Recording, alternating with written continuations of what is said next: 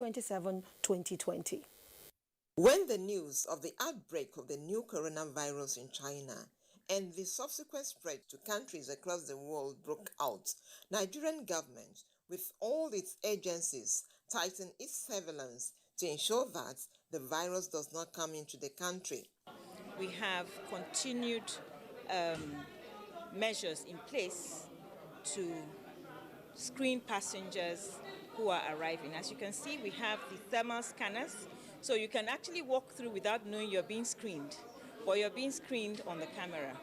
Despite this, the virus still found its way into the country, and enlightenment campaigns were at its peak to educate Nigerians about the virus and safety protocols. Many people saw coronavirus as a disease for the urban and the rich, as the daily confirmed cases were seen in mostly Lagos and Abuja.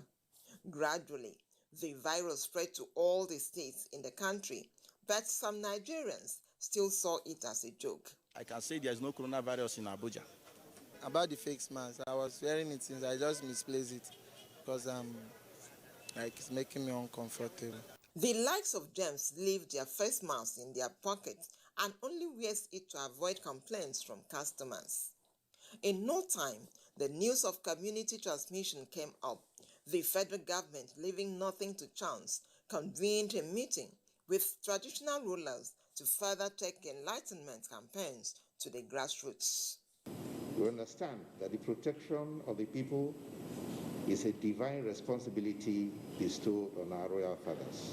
With the rampant rise in confirmed cases, the federal government inaugurated several committees to ensure adequate enlightenment, protocols, compliance, and penalties. Nigeria, like other countries, witnessed lockdown, schools were closed, meetings were held virtually.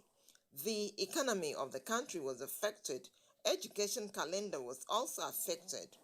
Health facilities were overstretched, leading to the rumor of rejection of patients. Efforts to control COVID-19 must not be totally at the expense of allowing other diseases that are equally life-threatening to begin to thrive and increase mortality. The country started witnessing a drop in number of confirmed cases to below 100. The lockdown was eased, economic activities began to pick up, people's hope for a normal life was almost restored. This hope was dashed in no time with the news of the second wave of COVID-19 in some countries that trickled down to Nigeria. With escalated number of confirmed cases across states in the country. Virologists, health experts have told us that viruses have a tendency to mutate, as they move from place to place. So it's not altogether surprising that we're hearing of variants, at the moment. Our response is still in the area of the prevention protocol. However, the good news is that the first 16 million doses of COVID-19 vaccine is expected in the country in a few days. The federal government, mindful of the myths and misconceptions surrounding the vaccines, set up a technical committee to ensure that the vaccine that is brought to the country is safe and effective. Myths and the misconceptions are actually a very big challenge and disincentive for citizens. And so we are concerned. Now, what government is doing is we are aggregating all of these myths and responding to them. They are actually not true. Some of them are actually sustained, sponsored, and intensified.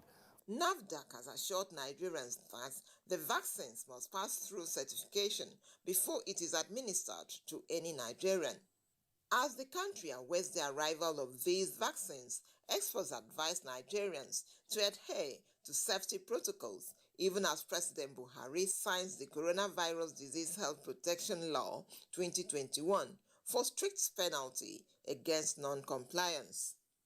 Basi Taipang for Deadline 360. Containing the second wave of COVID-19 has been a major challenge, especially in a state like Lagos, the commercial hub of Nigeria. That nonetheless, both the federal and state governments have been proactive in this light.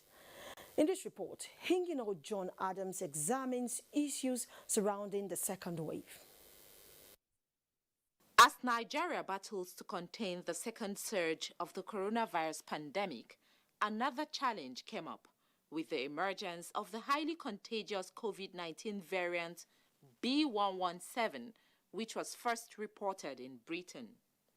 This is a pointer to the fact that the second wave is precarious and caution is the watchword. The first wave, we had a lot of mild cases that presented and we're happy about it. But in this second wave, we have seen more severe cases that have come. Most of which, some of which, like CMD have said, have come rather late. This has worsened the mortality or the number of people that have succumbed to COVID. The second wave is characterized by an exponential increase in number of infections, with Lagos still remaining the epicenter. In January, the state recorded between 214 and 910 daily cases. The spike can be attributed to individual attitude towards preventive measures. So why are you not wearing your face mask? How are you protecting yourself? Anyway, I forgot my one at home. That was why I didn't come up with it. The government has been warning us about this nose cover, but I don't know why people refuse to use it. Lagos state government has a huge task, and it is not relenting in ensuring that the state is free of the virus. The incident commander, Mr.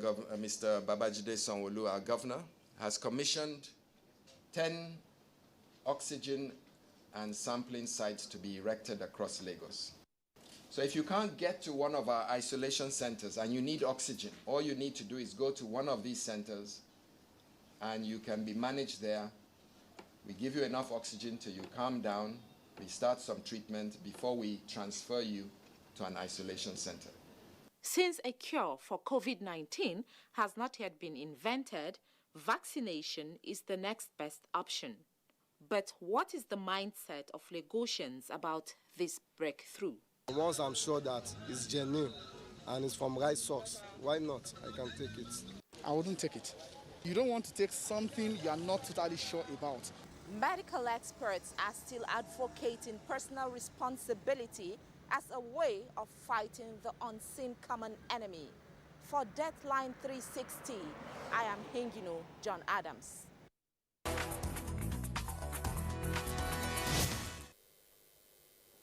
And Plateau is one of the states with high rate of COVID-19 infections.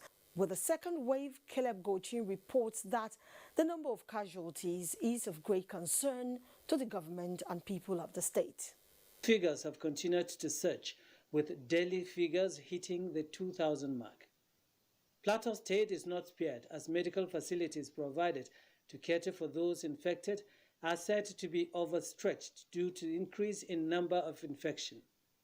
What is responsible for the high number of cases? Most importantly, that we've let down our guard. What we were observing in the first phase, particularly the non-pharmaceutical interventions, we are no longer observing them. Towards the assemblymen to mobilize their citizens so that our people will be there to test. Because the only way we know that we don't have is when we test and it is negative. When we test quite a number of people, and if we don't see it, then we'll say COVID-19 has gone. But if we don't test, we'll know whether COVID-19 is there or not. Plateau State government says it is not taking the challenge lightly, as efforts are being made to ensure strict compliance to safety protocols. The chairman of the task force, who is the governor of the state, has directed that we join hands with community leaders, join hands with just leaders, all government officials, to ensure that we enlighten the people at the grassroots. Given the seriousness this pandemic presents and the citizens' attitude towards the vaccine, is there an alternative to it for Nigeria? 3 vaccines, that's the Pfizer, the AstraZeneca and the Moderna, that are available to people, are already being given in Europe, in US, in other places, parts of the world, and also including Africa. Some African countries have also started. So it's our prayer that we will acquire this vaccine and make it available to our citizens. Stakeholders believe that more awareness and enforcement of protocols should be intensified to successfully curb the pandemic. In Jos, Caleb Gochin, state is also one of the states with high incidence of COVID-19 in Nigeria, and it is taking a lot of discipline on the side of all to stop community spread of the disease.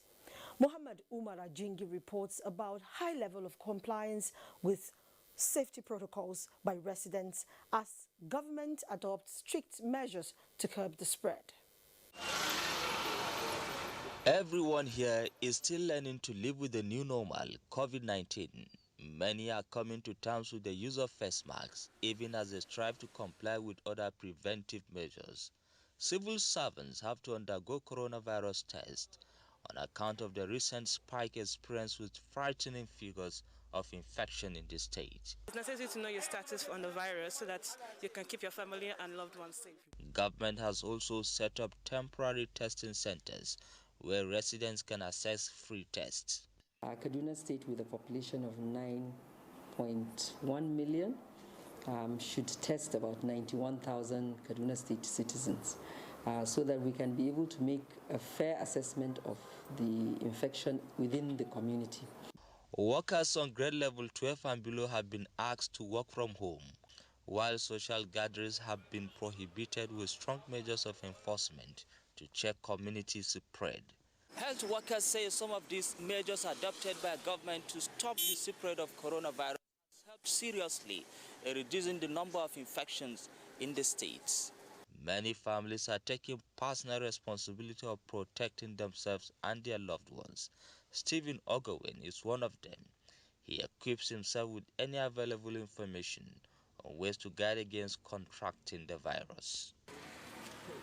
Based on the cost of the medical costs, one need to be very careful. So when you see me reading these things, to be sure that I can point out to people that this person said he caught it, governors caught it. And I don't think anybody will come out publicly to say there's nothing like that. So we must avoid this mythology that since I've not seen somebody that caught it, it does not exist. I don't need to see it. The high level of cooperation by residents compelled government to shelve its planned second lockdown few months ago. So far, most people who tested positive for COVID-19 in Kaduna State have recovered. But some medical doctors say, unlike the first wave, when the elderly are mostly affected, this time around, they see the younger people mostly hit by the virus. The news about the vaccine is cheering, but before it gets to Nigeria and administered, people will still continue to observe the preventive protocols. In Kaduna, I am Muhammad Umar Ajingi. What is interesting about COVID-19 is the rate of infection per state. While some states continue to experience a surge in infections, the figures appear low in some others. Abia State is one of such. That notwithstanding, Ifoma Ndokoli reports that while frontline health workers in the state describe the second wave of COVID-19 as more deadly than the first, residents of Umuahia, the state capital, appear nonchalant about safety protocols. Since the onset of the second wave of COVID-19 in December 2020, Abia State government has continued to introduce new measures and strategies to check the spread of the virus. These measures, according to stakeholders, include ensuring that the molecular labs and the testing centers situated at the 17 local government areas of the state are well equipped with health personnel and facilities to fight the scourge. The state is not relenting in the campaign against the deadly virus. Feel free when you feel you're not feeling so well. Come into any of the centers and have your sample collected. We'll test you and follow you up, free of charge. One major step by the state government, which has gone a long way in checking the spread of the virus, is the introduction of telehealth program, which affords the patient the opportunity to be treated at home. From the onset of COVID-19 in March, the governor made sure that telehealth formed part of our medical protocol for this purpose. And then their lines are equally open. And what do?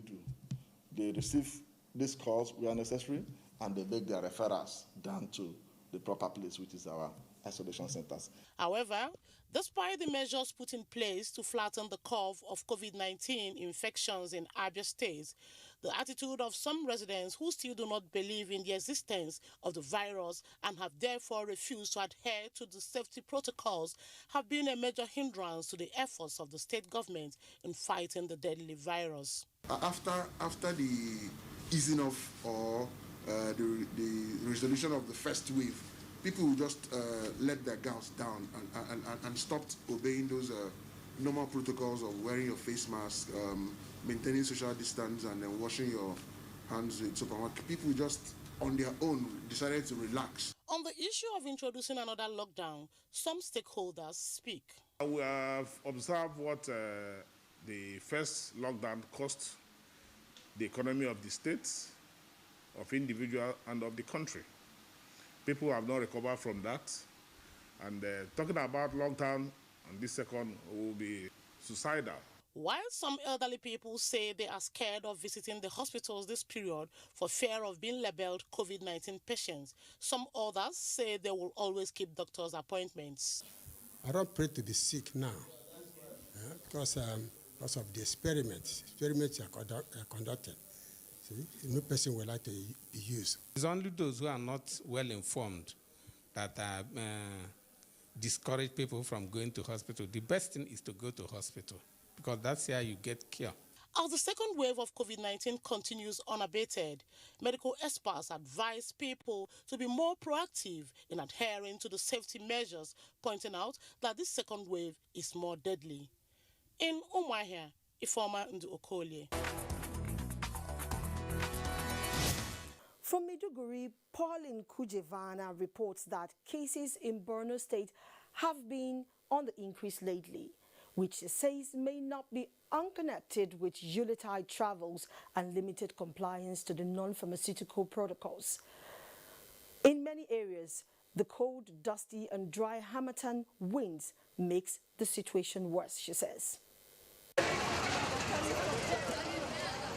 Before the second wave of COVID-19, Borno State was recording 0 incidents, but now on the increase. Yet, people seem to ignore the safety protocols in public places.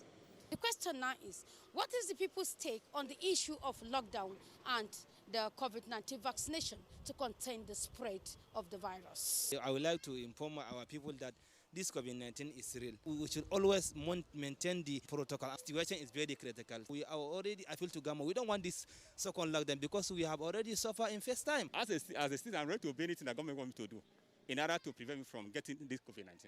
If NAFDAC testify that the vaccine is good and is helpful, we will take it. We don't expect lockdown. Me, I don't support lockdown. Prevention, I will just be using the prevention. But others are not using it. We continue to encourage them to use it. When you lock me down now, who is going to give me for my daily need? The rise in the rate of COVID-19 infection, that rise may not be determined as significant because generally speaking, our own positivity rate is very, very low compared to other states in Nigeria. We have not relented in our surveillance activities because that is the backbone of our success. According to the Commissioner of Health, Dr. Saliu Kwayobra, the COVID-19 affected the health sector at the initial stage by diverting the attention of health workers from other elements, reaffirming that the sector has now readjusted and built resilience to accommodate the pandemic alongside other illnesses. If you look at these economics, then perhaps one will not want to tilt and push its force strongly behind vaccines for COVID-19, but to look at the health sector globally and generally and look at the best and most efficient way to do it. But like I said, the politics of the vaccine worldwide is a thing that Nigeria cannot exonerate herself from.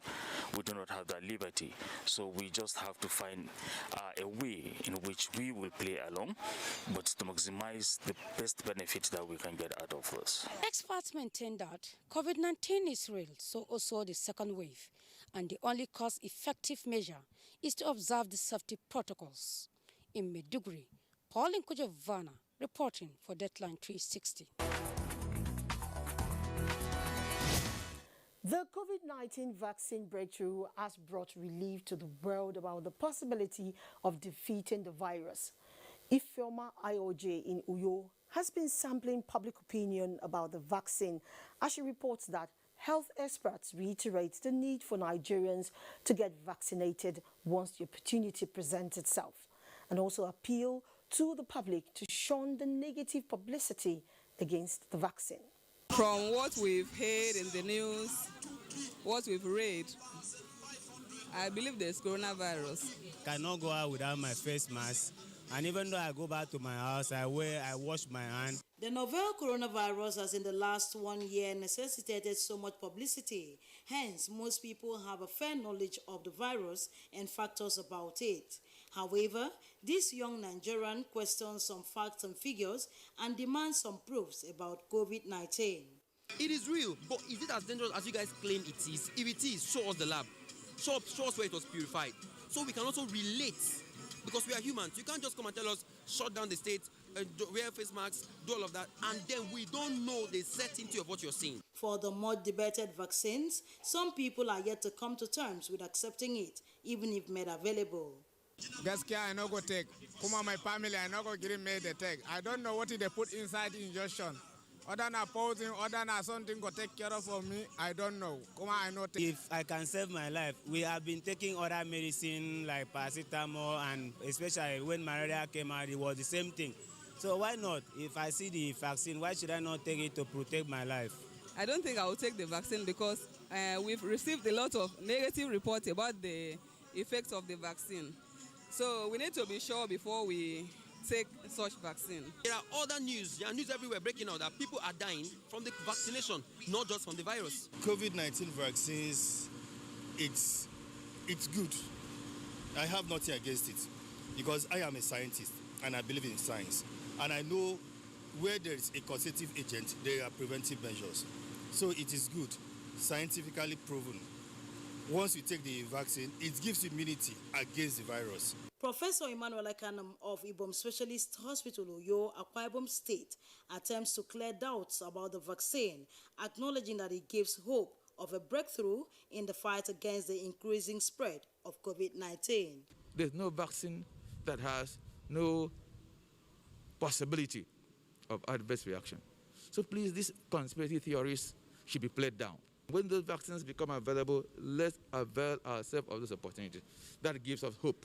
Despite the varied perceptions surrounding the COVID-19 vaccine, medical experts in Oyo, the Akwa Ibom State capital, have called on Nigerians to play down on the controversy theories, as the vaccine, they say, will help curtail the spread of the virus. Ifeoma IOJ for Deadline 360.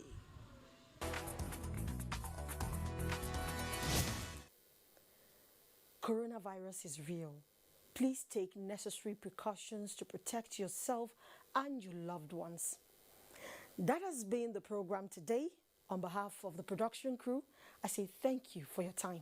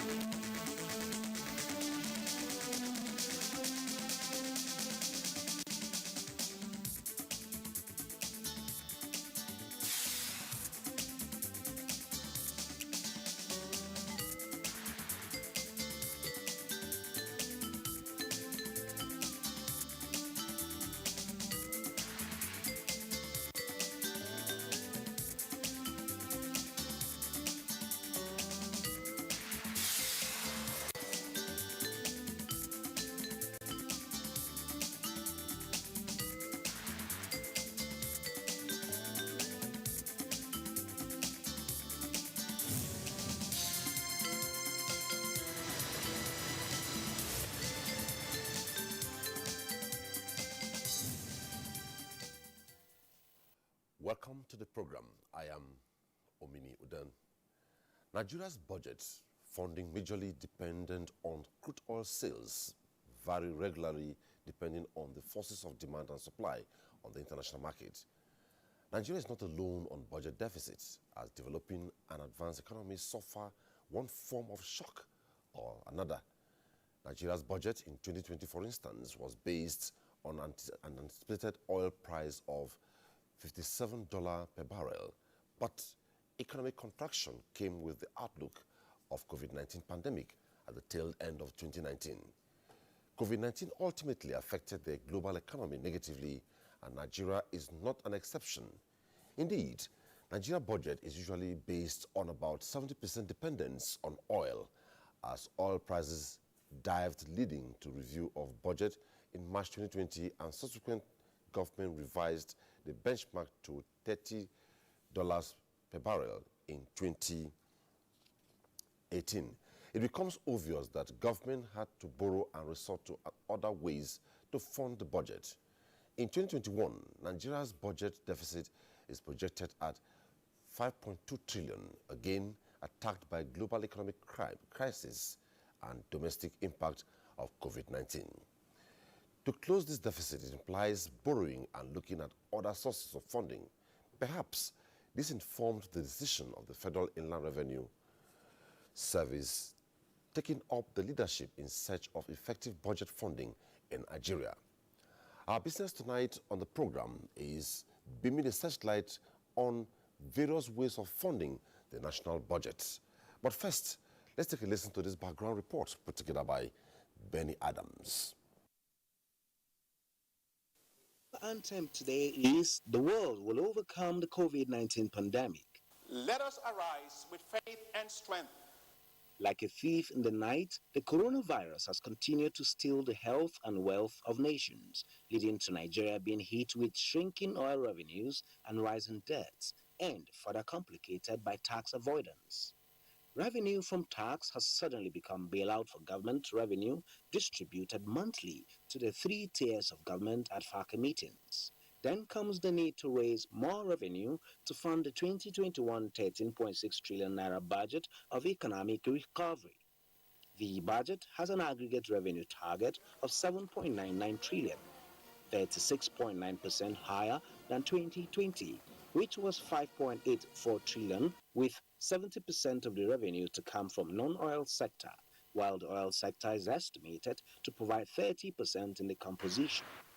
The burden of actualizing this lies squarely with the country's tax body, the FIRS.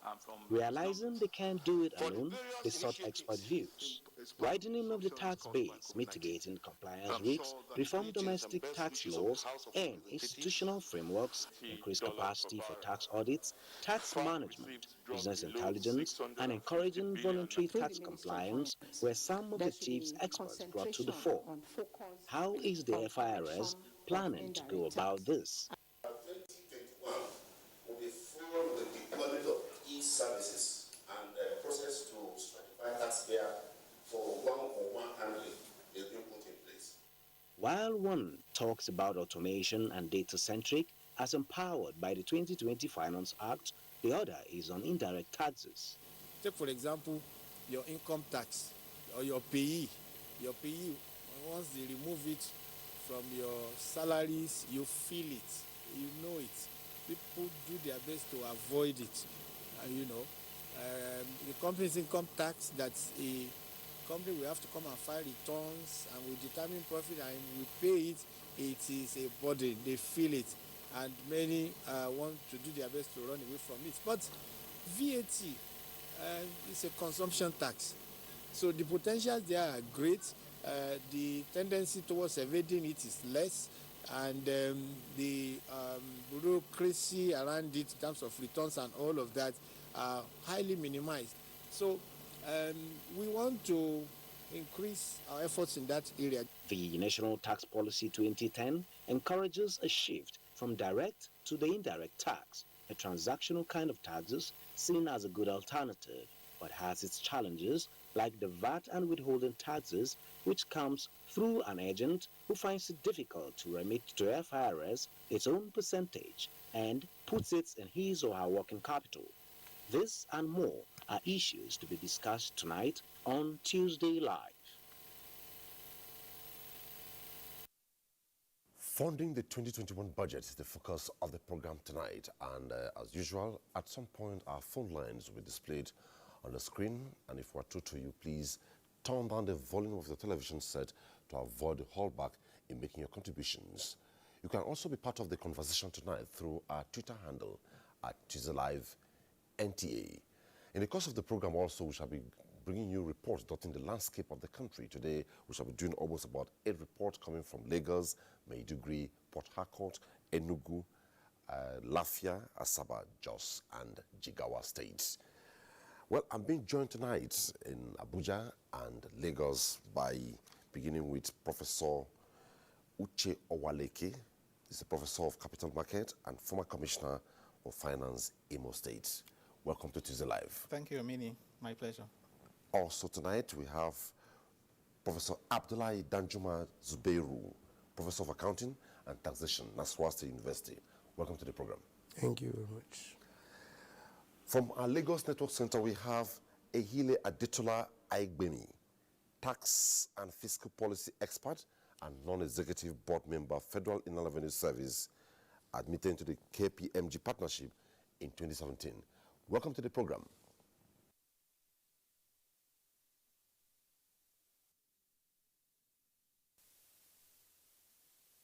We have Albert Folorunsho, managing consultant, Pedabo Professional Services. Well, I hear the signal is not there for now. As soon as that is up, he's supposed to be joining us via Zoom, and as soon as it's up, we'll take him up. Now we begin the program. Professor Uche, let us make it simple. But the budget of recovery, but I hear Albert Folorunsho is up now, managing consultant, Pedabo Professional Services, business and tax advisory expert. He's joining us via Zoom in Lagos. And thank you for having me. The budget of recovery and resilience premised on the ravaging effect of COVID-19 is the 2021 budget. But for the very low there and people like us, we are not the experts, funding the budget, what is it all about? Thank you, Amini. Just before I get to that, let me quickly correct something that you said at the beginning. Okay. That the 2020 budget actually was initially based on $57 per barrel. But of course, you know, following the COVID-19 pandemic, it was revised. So that benchmark was revised downwards to $28 dollars per barrel. The other thing is that in 2021, the weight of the funding, okay, is on non-oil, not on oil, because you find that the government, FGN's retained revenue in that, or FGN's budget is about 7.9 trillion. That's what they expect. The FGN share of the entire revenue that's going to be collected into the Federation account, 7.9. And out of that, about 2 trillion is what is coming from the oil sector. So the rest is coming from the non-oil sector. So you find out that essentially 30% of the revenue is expected to come from oil, just 30%, and 70% from non-oil. So when you talk about funding, of course, a budget is a plan. Okay, it's a plan that talks about projections of how much do you expect to get, and how much also do you expect to spend. Okay, if what you plan to spend is less than what you plan to get, okay, that means you have a budget surplus. But if what you plan to spend is higher than what you're projecting to get, there is a deficit. In the 2021 budget, the government expects to get, as I said, 7.9 trillion. The government plans to spend 13.5 trillion. So the size of the budget is 13.5. So we have a deficit of about 5.6 trillion. So when you have 5.6 trillion deficit, the question becomes, how do you finance the deficit? What do you do? to plug that gap, that loophole. The government has said that they intend to borrow. The government says it intends to borrow 2.34 trillion from domestic sources, another 2.34 trillion, that's 50% from external sources. Okay, there will also be about 205 billion naira, from privatization proceeds, and another 700 billion from other sources. So that is the financing. The financing is largely going to be done by borrowing. But the issue of tax, where tax comes in, is to be able to reduce the deficit, because if we're able to collect more taxes, for example, okay, you now reduce the amount of money you'll be looking from outside, to finance the budget. So the deficit is reduced if the tax can be increased, if the non-oil revenue can be increased. Because just as you said in the opening, the oil revenue is something over which sometimes we have little or no control. Okay, oil price is not determined by us. Today we are fortunate. Oil price is, $60, and above. So there's every expectation that the revenue, oil revenue targets will be met, just as it was met in 2020. But the challenge has always been the non-oil, especially the tax. If you look at the 2020 budget, the performance by the one, contained even in the 2021 budget. Companies' income tax underperformed, value-added tax underperformed, custom duties, in terms of target. Okay. Now, unlike what we have in the case of oil revenue. So the challenge is, how do we ramp up this non-oil revenue? How do we ensure that they always meet target? And even if we're going to have any variance, it is going to be favorable variance. We exceed the target. I think that is where the challenge is. Okay. Prof, going by what he said, what most times gets people worried, and the reason for this is to reorient the mindset of Nigerians to understand how all this works. Most times when we do programs like this, you find people asking, with so much, why will government borrow? With so much, why will government borrow? So from his perspective, will you say it is realistic? A budget per se, yes, as the government had actually projected. Well, to some extent, it's realistic, depending on the circumstances we find ourselves thereafter. Because if a budget will be naturally realistic, it means the sources of revenue or the sources of income must be explored apparently and to rhyme with the expenditure level so desired. But the issue he had just raised now is all along our tax revenue, to be specific, have not been meeting targets. And again, I want the public to also understand that all the realizations we make through taxes, through oil revenue, goes to the Federation account, which is for onward distribution.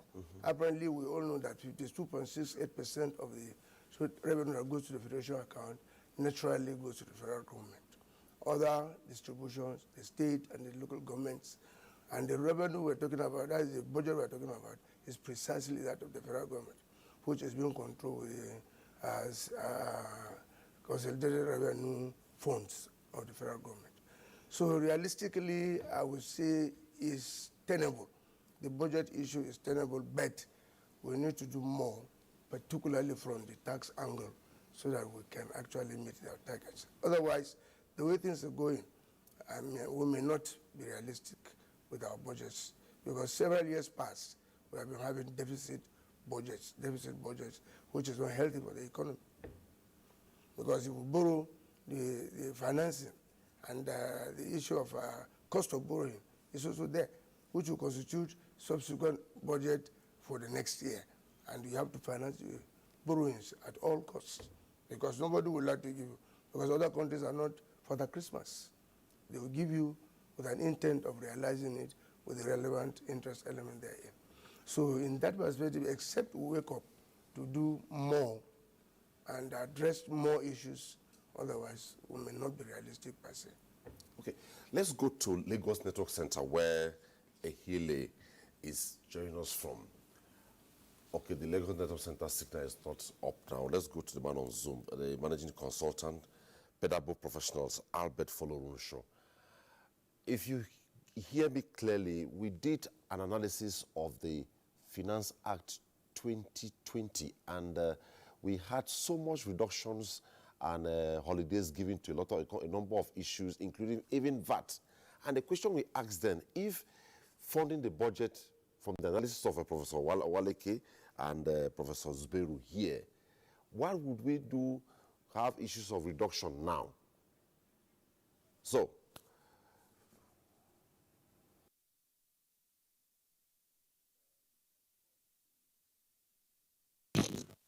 you know, we are in a period of pandemic, and a lot of companies struggled all through 2020, and so there is need for those incentives so that those companies can come back to work. Those are tax expenditure issues. The level of compliance is improved.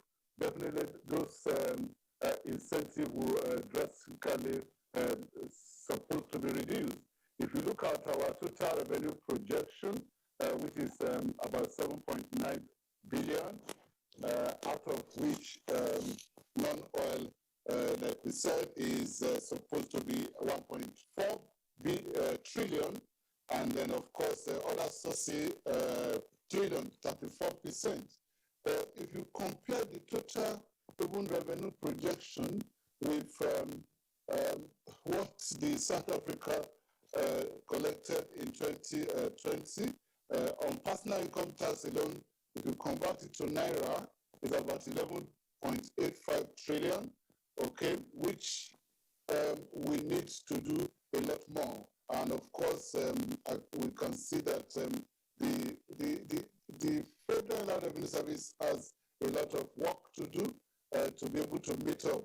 But that does not mean that those incentives are out of place. For example, there are complaints around the reduction in custom duty and levy. Of course, we expect that is not patronage of the Nigerian ports. Again, if you look at the reduction, the exemption of minimum wage from tax, if you look at the total tax exposure and why states have really not complained, is the fact that up to only 20% of the taxable individual, the remaining low-income earners contribute not near to nothing to the revenue being collected by those states, and that is why you have not seen any complaint from there. Again, if you look at the tax holiday being granted to agric companies, particularly those in the medium and small scale, it is to stimulate the agricultural industry and the primary Nigerians. Those are also very critical, even though we want to ramp up revenue, and we believe that from the projection, the tax authorities are already having pointers that shows that they'll be able to meet the budget, particularly if you look at the automation that has been provided for in the Finance Act, and we believe that if they are supported to be able to dip, there is an increase to some extent or a special support.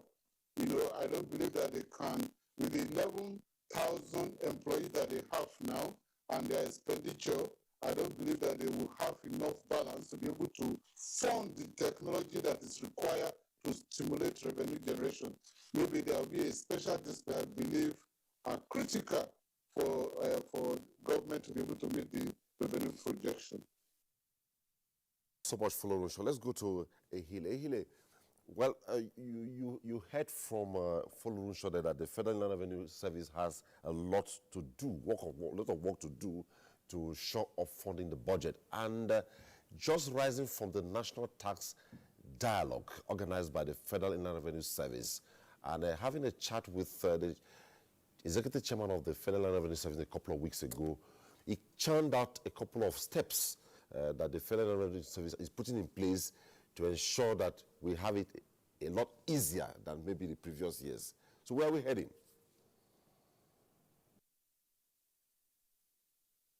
So much, Omini. I think it's very clear where we're heading, you know, as Federal Inland Revenue Service. And one critical thing that you will hear us say all the time is that we want a data-centric organization.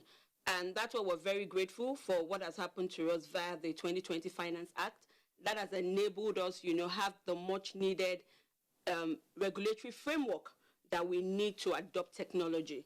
There's something about technology, right? And particularly in climes like ours. One of the biggest challenge FRS has been having over the years before is that they were unable to embed some aspects of technology into their work. So you have other countries like, all around the world where you do a transaction and immediately the government gets credited for the VAT or for the sales tax. It wasn't like that in Nigeria. We had an instance where sometimes we had to wait 21 days, because our law mandates that we wait 21 days. And in accordance with your documentary, what that then means is that the person that deducted that tax has 21 days to use that money as working capital. So if he doesn't remit that money within, any longer, or he doesn't have that money available to him, he's unable to remit it. But with what has been done for us with the 2020 Finance Act, we can embed technology into our process, because as you then buy your goods and services, things like VAT can automatically be, paid into the Federal Inland Revenue Services account. That's one. Secondly, so we've crossed the hurdle of, having it entrenched in our law. The second and the most important thing for us to then do now is embed it throughout all our processes. And one of the critical things that we're working on critically, and there is board support, there's management support, and also even our principal support for this, we're very grateful to the minister, is that we would embed technology from end to end, whether it's in identification of the taxpayer, and and as a service currently, we have a lot of silo system. So what this will do for us is we're going to be integrating our systems in terms of identifying who the right taxpayer is. We're going to be embedding it in our administration process, so it's easy for us to administer the taxes on the taxpayer. If you look at some of the things we're doing, you don't need to come to our offices. In collection, it would also be clear that we can collect from anywhere from the click of a button, and then even embed it in our dispute resolution process as well. So whether it's in our audit process, which will be risk-based, whether it's looking in through, whether you have a refund. So from end to end, the aim is going to be using technology, using the data that we have available to us, to ensure that we have a more nimble system, we have a more efficient system, the cost for collection is more lower, and then people can voluntarily comply, because once that is available, it's more easier for taxpayers to voluntarily comply. Fraud is less, because you don't need to come to the offices to do any of your transaction. You can sit in your office, you can sit in your car, in your homes, and offer your transaction. I think that's one of the things that, the organization is planning to do. And so it's looking at it totally. And as a country, I think one thing that is critical as well is also to embed it, across. So beyond the federal, is also to look at the subnationals and make sure that technology is also embedded in their process. Because you can, like the professor was talking earlier on, what we're debating is the federal budget. But the state budgets are much, by the time you add up all the 36 states, their budget and their needs will be much, bigger than the federal budget. So I think it's all ensuring that that process also goes down, to the subnationals. Thank you. Beautiful. I believe we have a direction now. Now, she has come up with a couple of issues. Now, Nigeria being a federation, exclusive lists, concurrent lists, residual lists. Now, if going by what the innovation that the Federal Revenue Service is coming up with, if there's no synergy across board, will it work? I don't think it's going to work. And that's because one of the major challenges we are facing in our tax system today has to do with multiplicity of taxes. Where you have several agencies of government, cutting across, collecting taxes that are similar. Okay, of course, that's a great disincentive, and that is why there is need for proper coordination, between all the levels of government, maybe championed at the level of the, joint tax board. I recall that we have a list of approved taxes, to be collected at different levels. But of course, you find that most of the time the observance is more in the breach. Okay. I was also going to say something, in relation to the challenges and how to ramp up, the tax revenue. There is a study by OECD, that says that developing countries typically have a tax to GDP ratio of 15%, typically. And for developed economies, it is between 30 to 40%. Okay. So what that means is that for us in Nigeria, with tax to GDP ratio of just 6%, we are even below the average for developing countries. And if you look at the success stories of some countries, what they did to ramp up the tax to GDP ratio, okay, what you find is that they center their reforms around three key things. One is on the tax base, trying to broaden the tax base. The other is on the tax mix, getting an appropriate mix, an optimal mix for the tax regime, and the other is the tax burden. Now, with respect to tax base, what countries have done, a country that readily comes to my mind is Georgia, is to, of course, try to broaden the tax base, which, again, Nigeria, we're also trying to do. If you look at the Finance Act of 2019, okay, the Finance Act of 2019, one of the things it said there in Section 3 of the Finance Act of 2019 is to require all companies, okay, to have a TIN, tax identification number, before any account can be operated. The same for individuals. So that way, the tax base, a lot more people are brought into the tax net. Another way to broaden tax base is to formalize the informal sector, because a lot of leakages go on there. Taxes cannot be collected from them. Now, the other issue has to do with the tax mix. All these issues, happily, I also contend in the National Tax Policy 2017. In the National Tax Policy, there's more emphasis on indirect taxes, especially on the value-added tax, because indirect taxes are easier to collect. They are also more difficult to evade. So more emphasis is on VAT. So that is what these other countries have done. The other, which is also tied to the mix, is the tax burden. These countries too, Georgia, for example, reduced the tax rates. You reduce tax rates and expand the tax base. Okay. The IMF only yesterday, was recommending that Nigeria should consider increasing the value-added tax from 7.5% this year to 10% by there's an act. By 2022. What happens? No. By 2022. Okay. So every year the budget comes with a finance act. In other words, the finance act that will accompany the 2022 budget should provide for an increase in the VAT to 10%. Okay, but that did not also say, and that is where I fault it.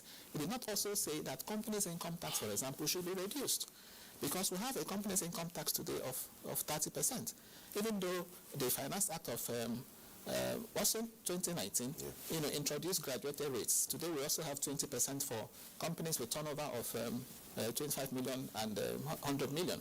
So the point I'm making is this: we need to reduce the direct taxes, reduce companies' income tax, and increase. If we are increasing VAT, then that has to be because we're also reducing companies' income tax. Okay. And the idea of having graduated rates for companies' income tax, in my view, may not really be productive, in the sense that it may not lead to a higher tax yield. This is because it is not as simple as it appears. What appears simple is to have a flat rate.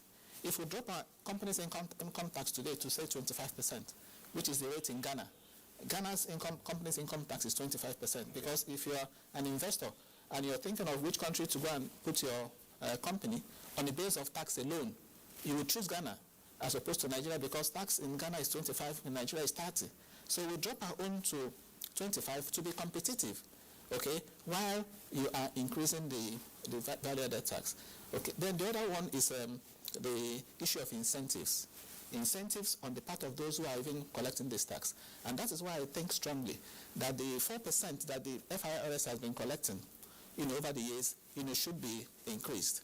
Okay, there was a time there was this issue of increasing it to 7%. Okay. That is what I think should happen. We should increase it to even enable the FIRS to invest in this automation we're talking about, because automation is critical if you have to, ramp up, tax. Okay, let's look at that perspective. Yes. Prof, let's go to borrowing to fund the budget, besides taxation now.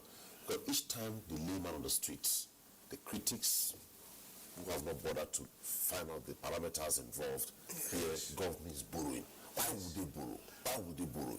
So can we elucidate on this? Borrowing to fund the budget. How economical? What informs it? Is it that government just wakes up to borrow to fund the budget? Apparently, what we should look at now is precisely what is the objective of the government. Is to provide services to the people. If the government sees that the people are desirous of so activities, and it's inevitable for them to actually run it up, they will need, or they will have to get ways and means of providing such services. And they don't have the means of getting the money around them to do this service, and it's enormous that these services must come. What do? They have to go borrowing. And when they go borrowing, it is increasing the cost of governance, because we pay interest from the borrowed funds we have, particularly when they are external borrowings. Now, but let me just give you one illustration. There is a project that had just been completed. It's a bridge, local Oweto bridge, in recent time. Anybody moving from Abuja or from the northern part of the country down to the east shortens his journey by about 3 hours, which is very good for the economy.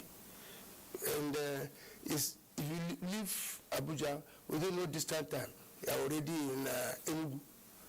And from the eastern part, you can move commodities, and from the northern part, you can also move. So it has become necessary for the government to establish such bridge. And if that comes, it goes well for the economy. But how do they bring it? Through the borrowing process. Now, my colleagues have been talking about tax. You see, it is, in fact, our tax system is in a confused state. Sorry to say it. Now, just like he had just exemplified with the company's income tax, now the company's income tax is now progressive. In fact, to the extent that if a company is having a turnover of 25 million, is at 0%. And between 25 to 100 million is 20%. And anything in excess of 100 million is 30%. And how do you find out that? If you even go to our VAT, it's another problem. There's a threshold that all companies that earn less than 25 million and below are not supposed to be registered for VAT. And I tend to get confused. Who is paying the VAT? Is it the company that's paying the VAT, or it is the consumers that are paying VAT? So if you have deprived that person from now rendering his returns, bringing his, collecting VAT, then that goes off, and it's not coming to the coffers of the government anymore. Then are we reducing our sources of income, or we're increasing it? The problem we're having in this country, as far as taxation is concerned, is that we don't have data. Because I think if we go back to the time of former Minister for Finance. But the lady from Lagos has talked about that. The good thing is that with the Finance Act in place now, the entire system is data-centric. But you see, the data is not yet boosted for everyone to convince that the issues are there. It's just commencing. And I know, you see, even with the previous chairman of FRS, we just move around from small fall to a particular position. We have not even passed the level of 5 trillion in any year for their collection. Why? The records we have far back as 2012 is still the same record that is happening. Is it that the economy is stagnated, or activities are not going on, or what? It's all coming from the content of the tax laws. They said the law is an ass. The deal for us to make these collections is now individualized, and the Revenue Board must have to do the much they are supposed to do to get this on board. Okay. If you look at now, let me just give you some instances. If you go to Section 37 of the Personal Income Tax Act, which talks about minimum tax, now they said minimum wage workers are now exempted from paying of minimum tax. And who is the minimum wage person? What's the difference between that and the income tax? Is it the same thing? Pardon? The minimum wage tax and income tax. Are they the same thing? Just personal income tax is all under personal income tax. Okay. Apparently, if you know, globally we have only two brackets of taxpayers. It's either it's the company or it's an individual. So in this passage, we are talking about an individual who is earning a minimum wage employee. The federal government is saying that her minimum wage is 30,000 naira. The law had come with complications because 30,000 naira, is it a threshold that anybody earning 30,000 naira is not going to pay tax? Now, somebody paying collecting 31,000, what will be his status? Is it that the only 1,000 remaining that will not be taxed, or is that 1,000 that will not be fully taxed? Okay. These are all ambiguities that need to be cleared even within the content of the law. Let me tell you, 2011 we had amendment in the Personal Income Tax Act that now created consolidated relief and allowances. Are we together? Yeah. Now, these relief and allowances are supposed to take care of all these children allowance, dependent relative allowance, but then even with that, those things were still remaining in the law. Not until 2019 that they are now being expunged from the law. So it created confusion. It has been confusion all along. So I think we need to sit down and get matters straight and allow the taxpayer not to be confused. And because the taxpayer is confused, and again we have problem in this country, seriously, that we need to actually know where these taxes are supposed to go and what they are being meant for. The collections, are we sure they are being utilized in the absolute sense? If you go to Lagos, for instance, record has it that all taxpayers in Lagos, they go to the door of the tax authority to say, how much is my tax liability? Do you know why? They are seeing it on the ground. If you see taxpayers' money, let it be for a taxpayer to identify that his money is being used for his own purposes. Okay. If that is not being done, at least, like we said, even though we agree that there is no quid pro quo in tax matters, that is to say you don't expect sufficient benefits for what you have paid, but however, let us see it on the ground. Okay, Prof. Let's go to Ehile. Ehile, for what Professor Zubero is saying here, it looks as though he has raised like 4 questions I would have asked you already. I'm sure I want to respond. Thank you, Mini. And I will talk to the issue of a minimum-based tax. I mean, it's not peculiar to our climes. Most developing and even developed countries have a minimum threshold, whether be it for individuals or be it for companies. If you look at just Ghana, the minimum threshold for individuals in Ghana is almost 600,000 if you convert it into Nigerian currency. Ours is just 30,000. And what is the trust behind it? What the PNB administration is basically saying is that I know that the issue with us is we want to lift people out of poverty. And one of the best way to do that is to reduce the burden on them from a direct tax perspective. And even when you even look at these direct taxes in the first place, we can't even collect it from them because the cost of collection from these categories of people are very high. And the aim is when you give them that money, when that money is available to them, they then spend more. As they spend more, you get more in indirect taxes, whether via VAT or via customs or whatever it is, they spend more on. Okay, so the aim is to say, reduce the burden of direct taxes on the lower end so that they can have more disposable income to spend more. If I look at the company's income tax, for example, I mean, what the law has said, what the 2019 Finance Act has said is that every company, you're meant to register. So the issue is not registration, you don't register until you become 25 million. No, you will still register. But that allows, whether it's the FRS to collect data, so we know your existence. Because if we had looked at the data, so it wasn't just done without data. So exempting 25 million, whether from filing VAT returns or paying companies income tax, was not just done out of lack of data. Data supported the fact that, the cost of even collecting the taxes from this set of human beings is much higher than the taxes that we're asking them to pay. So that was the basis that formed the decision on exempting that base from VAT. And if I then come back to it, there was a countermeasure that was put in the bill, in the act. If you look at it, if you are then a company that is dealing with such a small business, you should self-charge.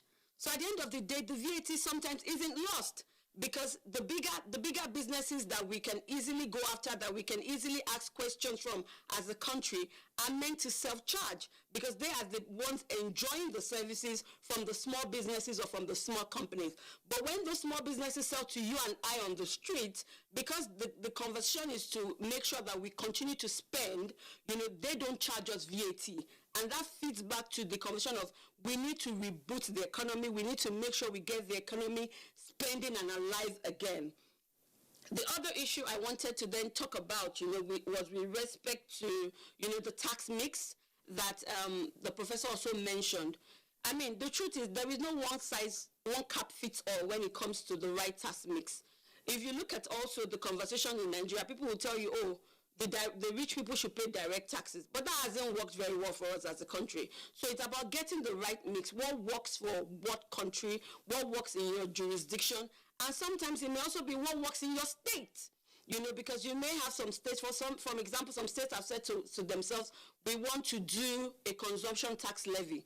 So if you enjoy certain types of services or certain types of goods, you pay consumption tax, which is a form of indirect tax. Other states have said, I'll go the economic levy route, which is, as long as you are in my state, you pay me some type of economic levy, which is some sort of direct taxes. So it's a mix that will work for any country. You can't rely on one type. So there is no one type fits all at all. Thank you. Following Shop, to you now, sorry we lost your signals initially.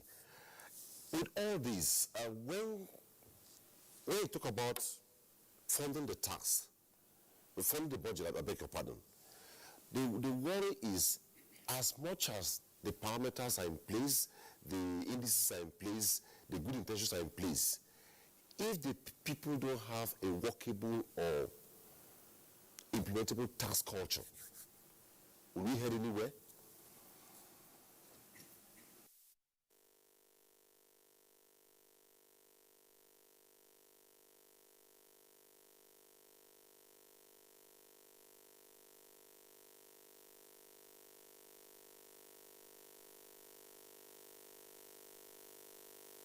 From that, we are having signature. Let me just bring that question here.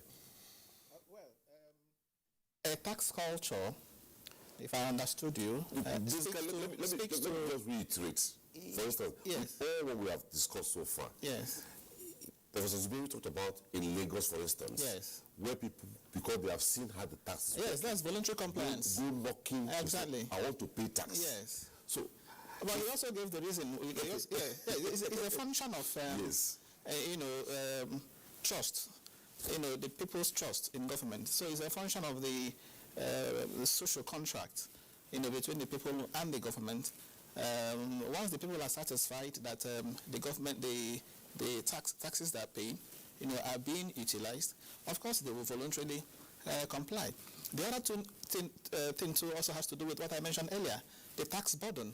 The tax burden, one of the principles of taxation is a tolerable tax burden. So the tax system generally should not be such that will impose heavy burden or incidence on the taxpayer. So when the taxes are small, people can pay those taxes effortlessly.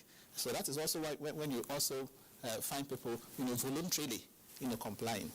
There's one other issue I want to mention here, which resonated prominently at the National Tax Dialogue that held the other day. I was at that dialogue, and it was clear that there is need to revisit the raft of waivers, and exemptions, because that's also borrowing a hole in the nation's coffers. Now, if you look at even the 2021 to 23 medium-term expenditure framework fiscal strategy paper, you will find that the Ministry of Finance, Budget and National Planning also accompanied that with a tax expenditure statement. A tax expenditure statement, provides dimensions of the cost of these waivers. Okay, and in that tax expenditure statement, it says that for VAT alone, the government, loses or stands to lose, within this period of time, over 3 trillion naira, from exemptions. For companies' income tax, about 1.18 trillion. We are losing. So there is need to revisit these exemptions, and that's also what you find in other claims, so that they don't become, ineffective. Okay. So on the issue of borrowing, let me also weigh in a little there. Borrowing to fund. Yes, borrowing to fund. Yes, whether external or no, those can be justified, especially if the funding is going to to infrastructure. If the funding is for self-liquidated, projects. Okay, so you can justify it. And as a matter of fact, there was a webinar we had this morning in which I made a presentation, and I said that you can use your taxes. You can target to use your taxes at least to cover your recurrent expenditure. Recurrent expenditure in 2021 budget is about 5.6 trillion. 2021 budget. Okay, so it should be such that we generate enough taxes, domestic IGR, to at least take that off. So the capital part of it now, okay, you can now say you want to borrow and fund, and part of that borrowing, as I said, has to be through the capital market. To the capital market, for example, you issue revenue bonds, not just general obligation bonds, revenue bonds, infrastructure bonds, project-tied bonds. So the bonds that the proceeds will be used to fund particular projects that will generate revenue, and the revenue from those projects will be what you use to, service that liquidated debt. Okay, but let me hold you there. Let's go to Folorunshwa. We hear his signal is up now before we take our first set of reports. Folorunshwa, let me parry the question differently now. I was worried about if you can hear me, the besides revenue generation through taxes, various categories of taxation to fund the budget. I was worried about borrowing to fund the budget, and I said this because most often people don't want to know what informed the rationale behind the borrowing. Why are they borrowing to fund the budget? With all the revenue government is getting, if they hear maybe Federal Revenue Service declaring so much, why would they borrow to fund the budget? What's your perspective?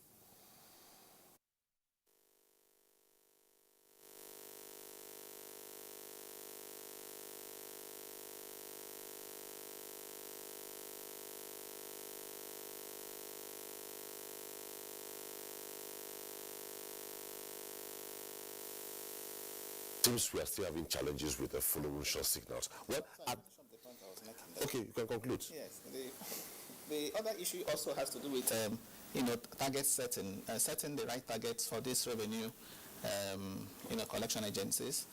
If you look at the 2021 budget, for example.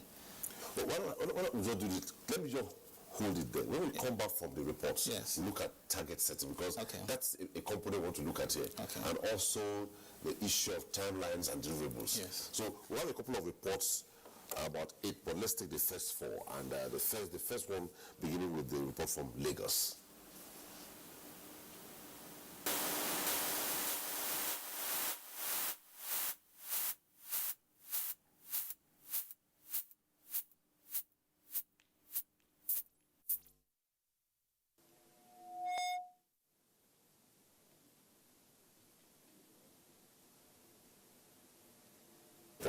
Okay, yes. Targeting. Yes, target setting. Well, the target should be realistic. If you look at the 2021 budget, I place it side by side with the 2020 budget. Now you realize that the projection for 2020 with respect to companies' income tax in 2020 was 864 billion. That for 2021, now fell to a little above 600 billion. For value-added tax, we had 284. For 2021, when you should expect that the projection should increase, because in 2020, don't forget, the economy was in a recession. In 2020, we had COVID. Okay, 2021, there's expectation that the economy will, turn the corner. And remember too, the 2021 budget is based on the GDP growth of 3%. So government actually expects that the economy will grow in 2021. Consumption level in 2021 is higher, but the projection than in 2020. So what that means is that what you expect to get from VAT, okay, even if you maintain the same collection efficiency, what you should get from VAT should be higher than that for 2020. But that's not the case. We are having a lower figure. Companies' income tax, again, if the economy is stronger in 2021 than in 2020, the performance from CIT should also be higher. So you see those projections lower. So that got me worried.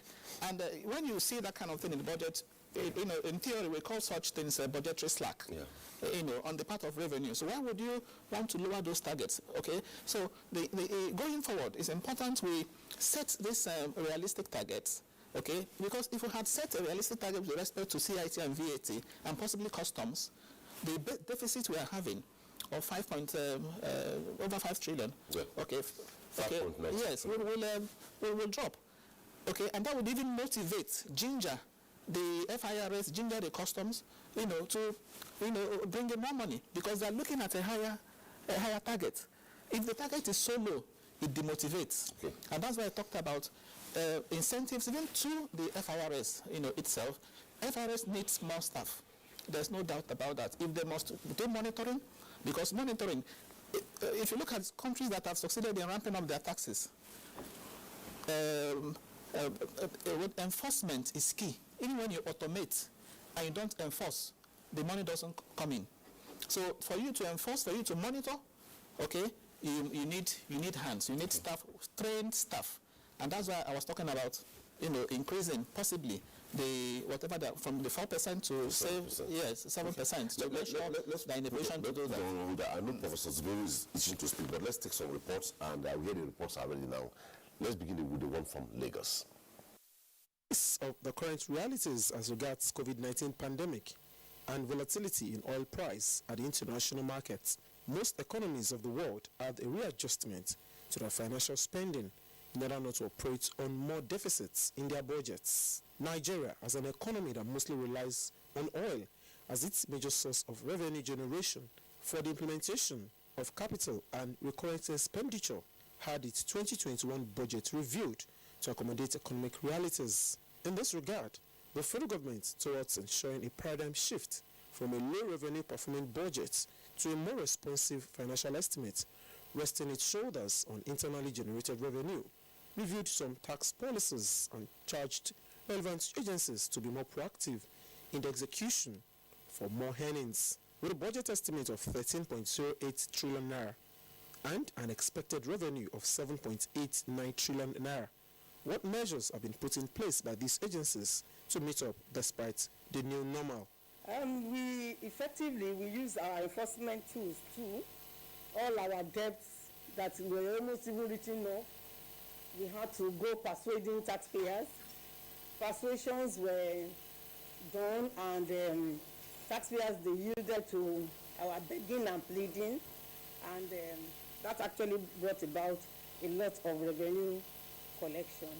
And so we were poised for a full year implementation, the budget on January, which was something that we hadn't done for a long while. And this proves that the delayed passage of the budget was a contributory factor to the inadequate implementation of previous years. With an improved system of tax payments introduced by FIRS, including automation process, e-filing, and decentralization of auditing system, as well as the electronic payment system adopted by most of the agencies, experts agreed that more taxpayers will be brought into the tax nets, thereby growing the nation's revenue base. While all efforts are being intensified to widen Nigeria's tax net to boost the federal government's source of revenue generation. An appeal for a sustained, transparent implementation process was also advocated. Our next report from Maiduguri begins with the fact that despite the lingering security challenges, Borno State government has adopted new financial policies for economic recovery and sources for improved internal generated revenue to support funding of the budget.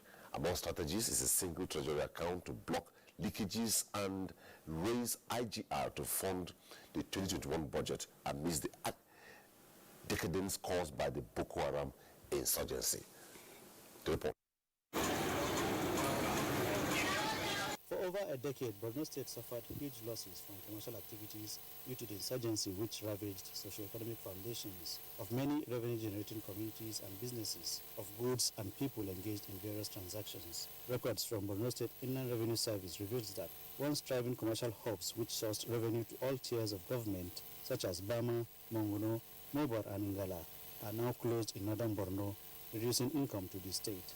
For business to thrive, you need enough capital, you need security, you need good road, you need human resources, so that the business will definitely continue. And if the business continues, people will not shy away from paying their levies, paying their taxes, and in that way, government will definitely generate revenue that will help in government in discharging its obligations. Looking inwards, government adopted measures to improve IGR and block leakages of existing sources of income from NDAs, boards and parastatals to include automation of payment of taxes and levies, cashless policies, as well as single treasury account.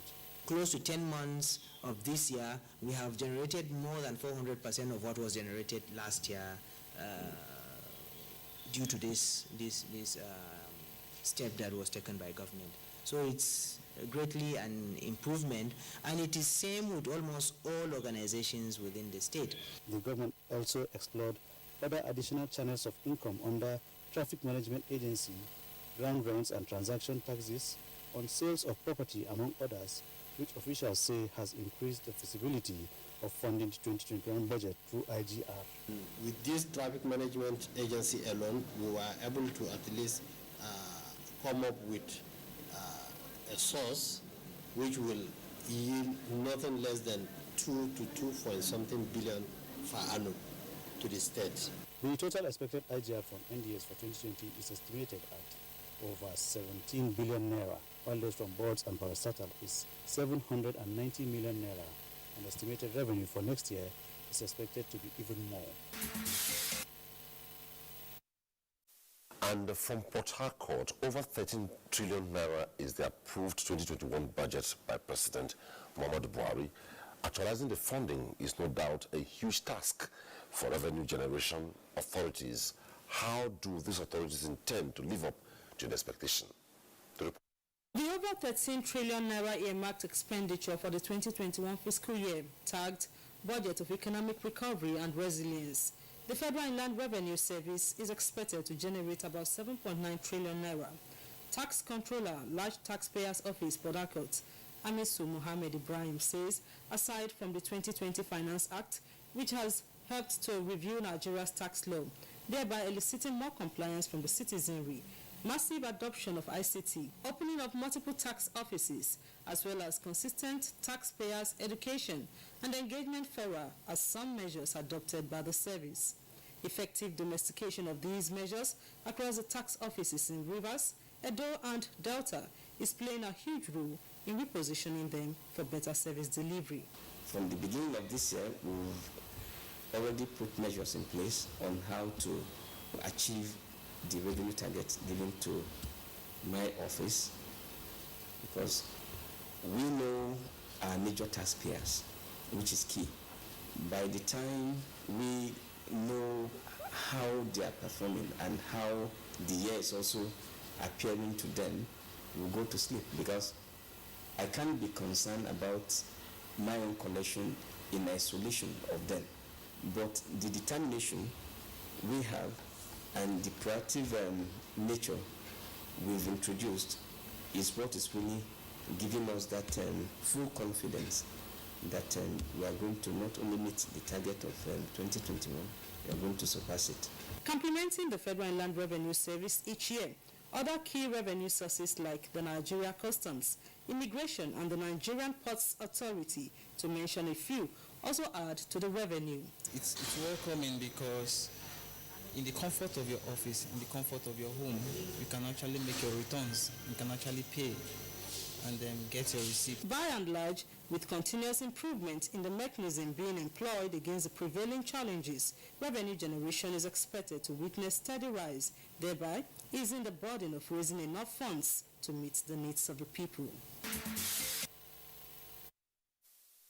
Our next stop is Enugu, and it says from Enugu comes a report that the level of citizens' compliance with tax regulation is in the southeast, Ebonyi, Abia, and Enugu states is said to be encouraging. Let's take a listen to the report. Is the lifeblood of any government, and one of the benefits of paying taxes is funding the government in meeting its revenue benchmark for budgets. This will also help the government fund its projects for economic development with a united effort of citizens in compliance. And we also pay our tax yearly. Like this year, I've done that, so we comply. And the level of citizens' compliance with tax regulation in the southeast, Ebonyi, Abia, and Enugu states precisely is said to be encouraging as at 2020. Change in management also affected the level of compliance positively in spite of the global health challenge. We were able to achieve over 70% of our target in terms of compliance. We are expecting that for this year, there definitely will be better. About 3,000 active taxpayers in Abia, Ebonyi, and Enugu state are expected to file return regularly, while more payers are inactive owing to challenges which borders on dormancy in business after years of operation, which also affect level of compliance in this zone. Company income tax, value-added tax, withholding tax, capital gain and stamp duty tax, among others, a good number of taxes payable by businessmen and women in Nigeria. It is, however, clear that if these eligible taxpayers comply regularly, the contribution will no doubt help the government in meeting revenue benchmark for budget funding for the benefit of all. And that's the last for this segment. Before then, when we come back, we shall be looking at how really best can we fund through taxation, fund through borrowing, and people get to see the dividend just after this time out. Stay with us. For now, the best and most efficient way to avoid getting infected is through regular hygienic and sanitary practices, as well as social distancing. As individuals, we remain the greatest weapon to fight this pandemic. By washing our hands regularly with clean water and soap, disinfecting frequently used surfaces and areas, coughing into a tissue or elbow, and strictly adhering to infection prevention control measures in health facilities, we can contain this virus.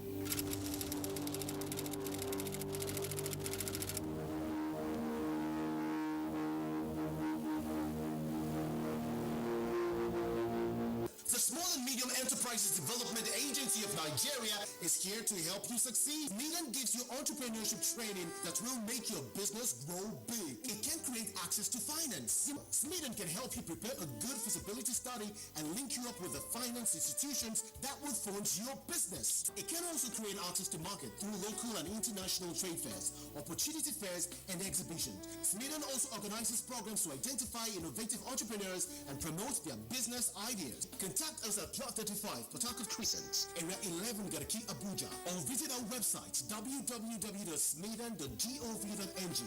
Nigerian youths are about the greatest assets the country has at the moment. It is therefore not surprising that the administration of President Muhammadu Buhari is strategically responding to the yearnings of the youth through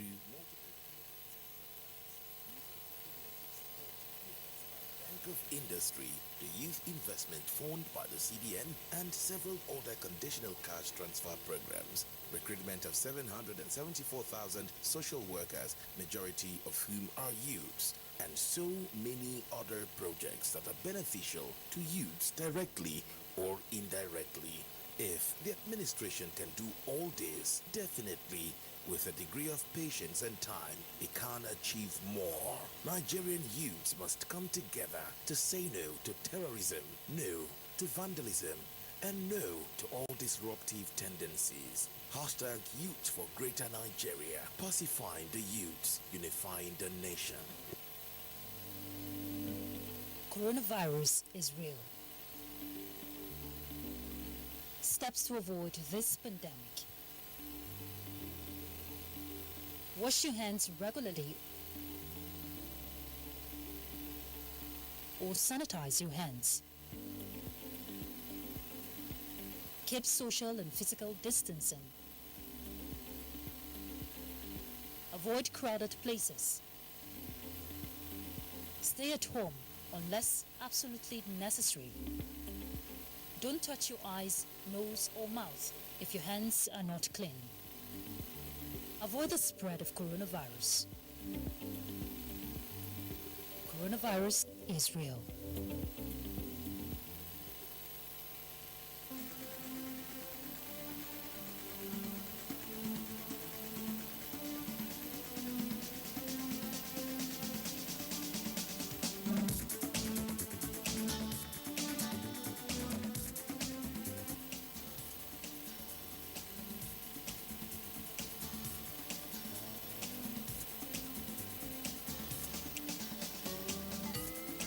NTA Tuesday Live, a network issue-oriented innovation talk show. Thanks for staying tuned, and tonight we are looking at funding the 2021 budget. I hear Albert Fulorusho is up now. We hope the signals are better this time around. Albert, if you can hear me, ultimately, if you look at it, funding the budget, you can't look the right way, but you must look at taxation. And the question we ask is, what new innovations besides the Finance Act, which has given them some backing to do a couple of things, what new innovations can you suggest besides the Finance Act on funding the budget? Okay, thank you very much. Hopefully you are hearing me now. So the budget can only be funded from internally generated revenue and of course from borrowing, and that is what all other countries does. And so for us to be able to fund the budget, we have looked at the expected internally generated revenue that is expected from the Federal Revenue Service and all the other revenue generating agencies. And so what government can do specifically to ensure that the expected revenue can be achieved is to start from the top. And when I mean from the top, government agencies are also agents of government for collection of withholding tax, for also collection of VAT. Okay, if those taxes are remitted, promptly and quickly by these government agencies, it will go a long way in ensuring that the revenue can be generated and harnessed. Two, we also have, of course, the high net worth individuals. This is not only about by the federal, or the subnational too need to be able to fund their budget, and so we expect the high net worth individuals to have that culture of compliance with their taxes. We also have huge taxes that are hanging there, here and there in the informal sector, particularly the market people. Some of those areas that we call informal sector, there are real formal sector within them. So government need to penetrate the informal sector to ensure that they are brought into the tax net, to ensure that those informal sectors are also pay some form of tax. Again, we have long list of taxes and levies that are collectible. I hope that in the very near future, all those taxes can be harmonized so that we have reduced list of taxes that Nigerians are made to pay.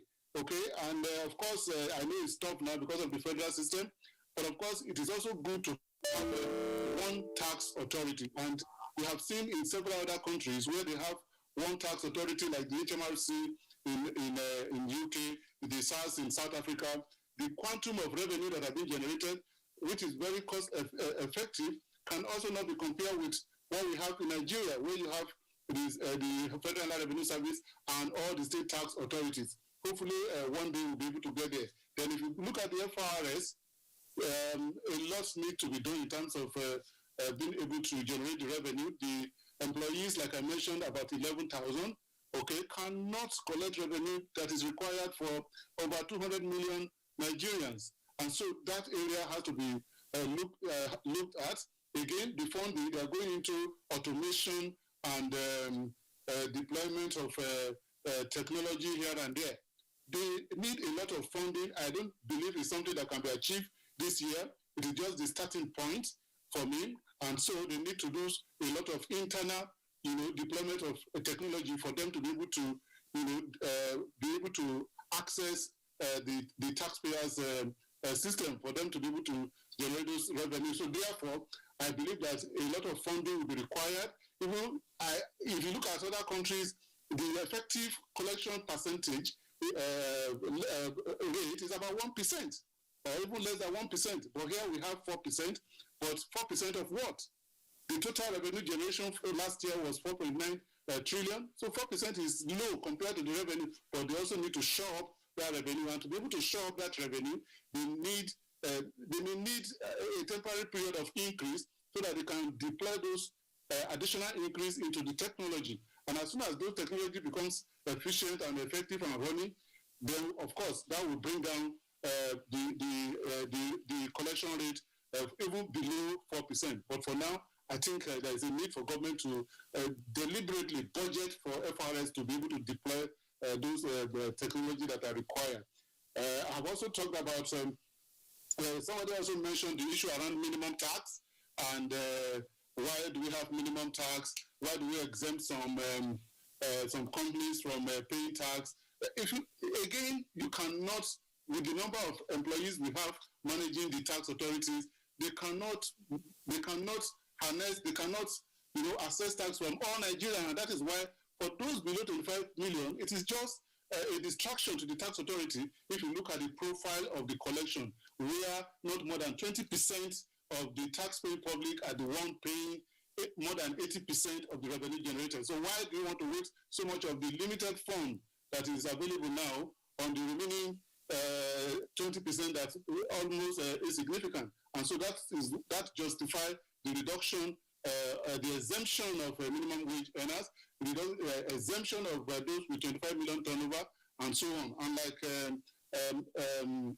Madam Aditola mentioned, the fact that those companies are not expected to file VAT returns does not mean that their VAT are being lost. And it is not even compulsory. If you think you are into a genuine business, and for you to be able to claim your input VAT from the VAT you are charging on your output, definitely you can go ahead and register, and the tax authority will definitely register you so that you can make claim for your input VAT out of your output VAT. But other than that, again, there are some that are also engaged with government. It is compulsory. You cannot be dealing with government and not register for VAT. You will not be able to do those transactions. These are areas I believe that we need to be looking at, look at in the future. And there are some other taxes that are not already performing the way they should.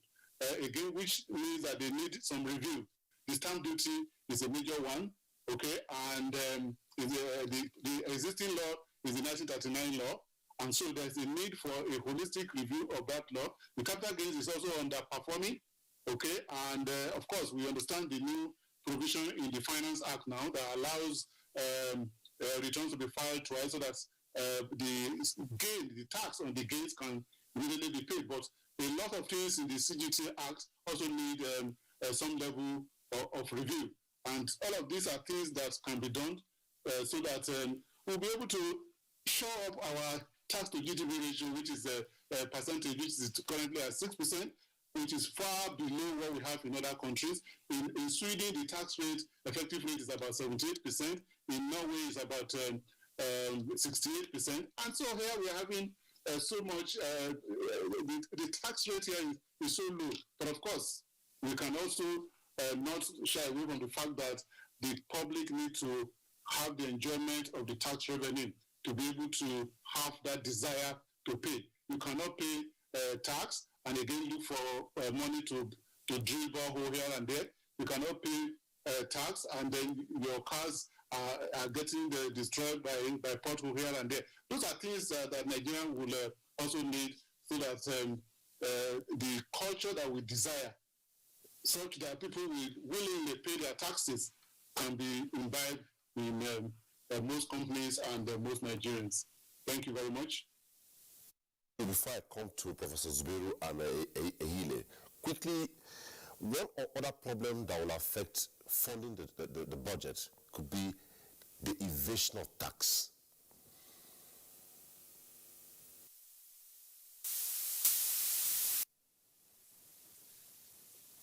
Go ahead with the question. Tax evasion, of course, is where there is a deliberate attempt not to pay tax. Okay, and that could happen through failure to file your returns, failure to disclose your income, failure to, desire to overstate your costs and all that. But these tax evasion is criminal, and that must not be compared with tax avoidance, which is taking advantage of the loopholes in the tax law. And with the way the tax law is going now, where on a yearly basis the Finance Act is looking at areas that have created loopholes for taxpayers and blocking those those holes, there will be little or nothing advantage to be taken of the tax law. But tax evasion is definitely going to continue in a country where the infrastructure is not there. Okay, and of course that desire to pay is a major problem. And so, but of course, a lot can be done by FRS, and that will be reduced if there is automation. Two, there is enforcement. You cannot shy away from enforcement even where you have automation. There has to be enforcement one way or the other. And that enforcement must also go through the proper channel, okay, so that you don't just go to companies and start locking them up. The proper channel must be followed. Okay, you must have raised an assessment. There must have been an objection. You must have gone through the court. The assessment must have become final and conclusive. And of course, the tax authority is at no other option than to, swap on the company. These are things that must be done to stamp out tax evasion.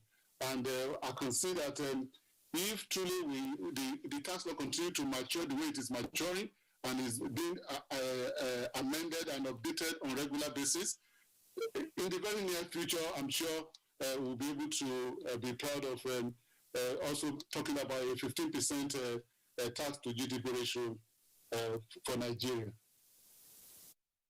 Let's go to Ehile.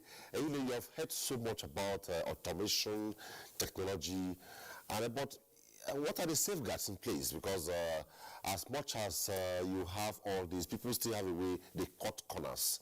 Now, technology, good. Technology without enforcement, will it work? And what safeguards are in place to ensure that people don't cut corners? Because I could be as smart and still cut corners despite the fact that there's technology in place. Thank you so much. And I think an amazing question. But before I come to that question, one of the things I wanted to just say, with respect to funding the budget, was the other things that are being done beyond taxation. Okay, because we had talked earlier about borrowing, we had talked earlier about internal, whether it's from other MDAs or the tax authorities. But one critical thing as well, it's also the efficiency and the way government runs. And one of the two things that has been done with the Finance Act for 2020 is to ensure accountability of MDAs, and we think that's a very beautiful thing, that came in to ensure that MDAs are more accountable, as well, whether it's in the procurement function or whether as it relates to the ongoing verification of the payment system, or whether it's even in response to what the cost to revenue ratios should be. And I think these are other ways of closing some of the loopholes that exist in funding our budget. But the critical one that we must do as a country is aligning our fiscal policies and our monetary policies. Sometimes they look as if they're going in different direction. While the fiscal policy is trying to generate more revenue, you find the monetary policy sort of counteracting, the fiscal policy. So I think an alignment and a synergy is needed to ensure that we grow our tax revenue. Then back to your question, what are the safeguards that are in place? One of the things that taxpayers have told us over the years is that I don't want an external system connecting to my system. So therefore, the FRS itself, we're developing in-house technology. So we're not doing, as a tax administration, one of the things that the exec chairman has said to us is that it's not going to be pick and plug. So we're not going to pay and plug. We're looking at our environment, what is peculiar to our environment, and we're developing solutions that are necessary for our environment, and also realizing that data privacy is very, very key. We've put in several safeguards, even entrenched in the law. You can go to jail as a taxman if you divulge information at your disposal. So those are safeguards that have been put, in the law to ensure that there's confidentiality of data, there's data protection for the taxpayers. They are comfortable, with the data that they are releasing to the tax authorities. They're comfortable with the technology that we will be adopting and, fitting to make tax administration easier for us as a country. Thank you. Well, looking at national, subnationals, initially I raised a concern, which is, are they properly mainstreamed? Is there a synergy that flows in all this? Besides you being a tax expert, I'm privileged to know you are sometime chairman of the National Board of Internal Revenue. Now, how best can there be a perfectly created synergy? So we have a flow, because most times we have what we call functional overlaps and some kind of conflicts that don't seem to agree. Well, in some circumstances, the situation you are actually expressing calls for double taxation in some circumstances. And that is actually a serious problem both to the federal and the state. If you look at some of the activities that our commercial men take, you take heapers of cow from Maiduguri, you are going to Enugu State or Lagos, for instance. If you pass at each level of the state, they will be paying tax. And that will increase the cost of such product. And the moment they get in there, it becomes expensive for the people therein. And if it's expensive, it means life will no longer be easy for some people, and they will make their profit margin. And the problem we're having is, you see, the concept of federalism is what's actually creating now the problems between the state and the federal. But however, the laws are spelled out outrightly. Just like we know that the Taxes and Levies Collection Act, Act 21 of 1998, spelled out precisely on the exclusive list what is to be collected by the federal government. In view of the federalism, most of the heavy loaded taxes are collected by the federal government. Now, it's also spelled out what is collectible by the state governments. And there are concurrent lists, just like you said. The Personal Income Tax Act is collected by both the federal and the state. Capital gains tax too. But there is no way they get mixed up because the law has spelled it out. The Capital Gains Act states that capital gains from companies are collectible by the federal. Capital gains from the state, from individuals, are being collected by the state. That is apparent. There is no mix up there. But the problem I used to say is that this law we are having, just like my colleague actually said, they need an overhaul. We need to sit down. There shouldn't be any ambiguity at all. Like in recent time, maybe you are in the picture, the state governments have now harmonizing their revenue laws, their tax laws, between the state and the local government. That just happened in Nasarawa State most recently. And the law has been established. Kaduna had done our own. Maiduguri had also done. Now there is harmony between the local government and the state. what is remaining now for us to harmonize the state and the federal. However, just like I said, this law needs to be looked at. Let me just give you an instance. If you go to Section 80 of the Personal Income Tax Act, gives the state governor the right of remission. And remission, what I mean by remission is that if the state governor sees that the tax burden is high, he can decide to say, okay, I will reduce this, I will reduce this, I will reduce this, so that it will alleviate the problems of my people. You understand? So that is a problem in itself.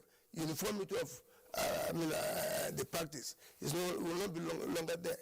And our 1961 Act, ITMA, Income Tax Management Act, was established to harmonize some of these tax laws. It means we are going back to yesteryears where issues are not there. However, I want to advise. Are we together? Go ahead. What I want to advise in the perspective of this taxation is that the first and foremost is the leadership, the governance, or the government, must have what you call political will. Okay. If the political will is there, that will now give a sound base for the tax practitioners to operate perfectly. Okay, thank you. I hear our first caller tonight is calling from Lagos, Mohammed, Ghana. Hello, Mohammed. Oh, we lost the call. You concluded, okay? Yeah, just like I was saying, I just want to advise, like I said, the state governors and the federal government must establish what we call political will. And if that political will is there, you see, for the fear of, I want second tenor, I want this, the governors and the federal, and probably the presidency may compromise on tax issues, on taxpayers. Maybe it's my brother, it's my this, it's my that. And the authority might not go to say, bring your tax. For one reason or the other, the fear will be there. But however, if that is taken care of, the tax authority itself must also have to develop a kind of confidence, and taxpayer education must be brought into limelight so that the taxpayers will be aware, the taxpayers will be aware of what they are supposed to be doing. In fact, with the Federal Inland Revenue Service, we have actually established two things, which is a global phenomenon now. Now, we have self-assessment. The taxpayer is supposed to assess himself, and he takes some benefits from doing that himself. So if he assesses himself, how can he do that? He must be knowledgeable. If he's not knowledgeable, he can't do it. So we must create an avenue or forum that will allow the taxpayer to have the ability to access himself and bring up his tax liability. Again, and we are talking about voluntary compliance. How does the taxpayer comply voluntarily? He must know what his money is going to be done with. You understand? So these are issues that have to be streamlined so that the tax collection could be perfected. Now, with what you have just said, like the experience I had, it's not easy for taxpayers to part with their money. As far as Nigeria is concerned, it's not easy. In fact, most states, even at the federal level, but in Lagos, to some extent, we have witnessed success. But in other states, it's not possible because a taxpayer doesn't know actually what his money is going for. Then there should not be that transparency from the government to show this is particularly projects. This is taxpayers' project. You show them this is what your money is going for. This is what we are doing with your money, and develop the confidence in the taxpayer so that he can also come out to say, I want to pay my tax. Okay, we'll take our next line of reports, just three, then when we return, we'll begin with Professor Owaleke on other perspectives in conclusion of the program tonight. Our next report from Lafia, Nasarawa State, indicates that the authority there is rising to the challenge of apathy, involving measures to tackle issues of double taxation in order to bring more taxpayers into the tax net. The report. Over the years, tax has been a major source of revenue for the execution of government projects and programs, in addition to statutory allocation and internally generated revenue, IGR amongst others. In order to boost revenue base to fund 2021 budget in line with the Finance Act 2020 and to increase revenue drive, Experts say there is need to broaden tax system through a robust tax administration policies and strengthen enforcement. Residents say they always pay tax as at when due, but frowns at the challenges of multiple taxation, which has been affecting the flow of income in their businesses. Employment rate, business premises, and about 6 taxation we are paying here. There are too many. We are paying 3. Some are monthly, some are yearly. That is, we pay once in a year. They call on relevant authorities to monitor the process with the view to correct and strengthen the system for effective service delivery. The chairman, Nasarawa State Internal Revenue Service, Ahmed Yakubu Muhammad, notes that government is instituting appropriate tax payment system that will do away with double taxation and enhance tax collection mechanism to ease payers' challenges. He says the policy will benefit government and taxpayers, as he emphasizes the need for taxpayers to update, while new registration is commendable for feedback system to ensure regular communication for greater economic growth and development. And from Asaba, in view of the fact that government has mooted the idea of falling back to monies in dormant accounts and unclaimed dividends, citizens' compliance with tax regulation to enable government meet up with financing of the projects is the focus. With the 2021 budget placed at 13.6 trillion naira, it behoves on the federal government to source funds to meet its revenue benchmark in its financing. Two of such ways are borrowing and taxation, which plays a vital role in financing public expenditures. Therefore, high rates of tax compliance by citizens could help maintain healthy public finance. This seems difficult as some persons, though gainfully employed, evade tax payment. I pay my taxes as a responsible citizen here. You should know what that means. Your salary, your taxes are deducted from source. I do pay taxes, and I've got electronic tax card I was given when I paid. Government is also culpable because despite having a huge workforce, the number of people in the tax net is said to be very low. The government had a role to play by the policy directive of the government that make it conducive for people to be engaged in different productive sectors that will generate income. And by virtue of higher income, higher revenue will come, and by virtue of higher revenue, tax will be accelerated, and government will have sufficient money to bring back to the public in way of infrastructure facilities. How can issues of tax evasions be handled and tax agencies made to remit appropriately to government coffers? People evade tax for many reasons. They see that, why am I paying tax? Government is not using it. I'm not seeing what they are using it for. People who want to pay tax if and only if the central government will be able to account for the tax collected. Stakeholders are of the view that for an economy to thrive and basic infrastructure needs provided for citizens, it is necessary for citizens to pay tax. And from Jos, tax authorities in Plateau State say overcoming the challenge posed by the informal sector and expanding tax nets as well as improved automation of tax administration in the country will greatly impact revenue generation towards adequate budget funding. The report.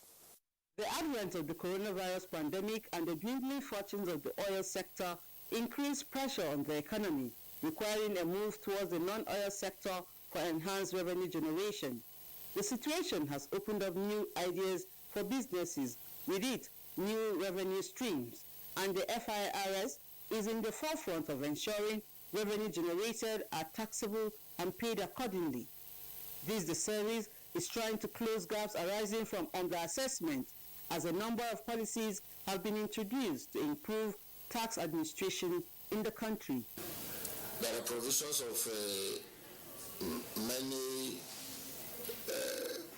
like modern means to curb tax evasion and avoidance, and also to make tax payment to the taxpayers easy by deploying technology which are being introduced in phases, e-filing taxpayer can sit down in the comfort of their living room to file their tax returns, in the comfort of their offices to file tax returns.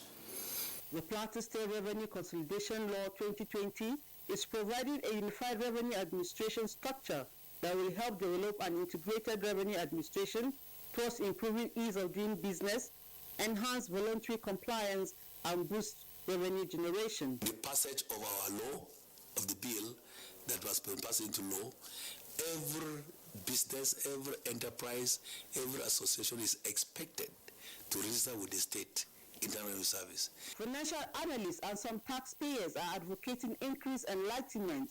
They don't, and FRS is more like an enforcement agency, that emotions will come. But when the NOA takes it up, understand the import of this, and they pass the message across to people, in languages and in manners they can understand, it will bridge the knowledge gap. The issue is not even about payment. The issue is about resolving issues. Because definitely the taxpayer have to really understand what he's paying for. However, they are optimistic that if tax bases are harnessed properly, it will enhance revenue generation on a sustainable basis and assist in funding the 2021 budget. Josh report is our last for today, and after then, Professor Wadeke, expanding the tax net, the informal sector. Let me ask you a tricky question here.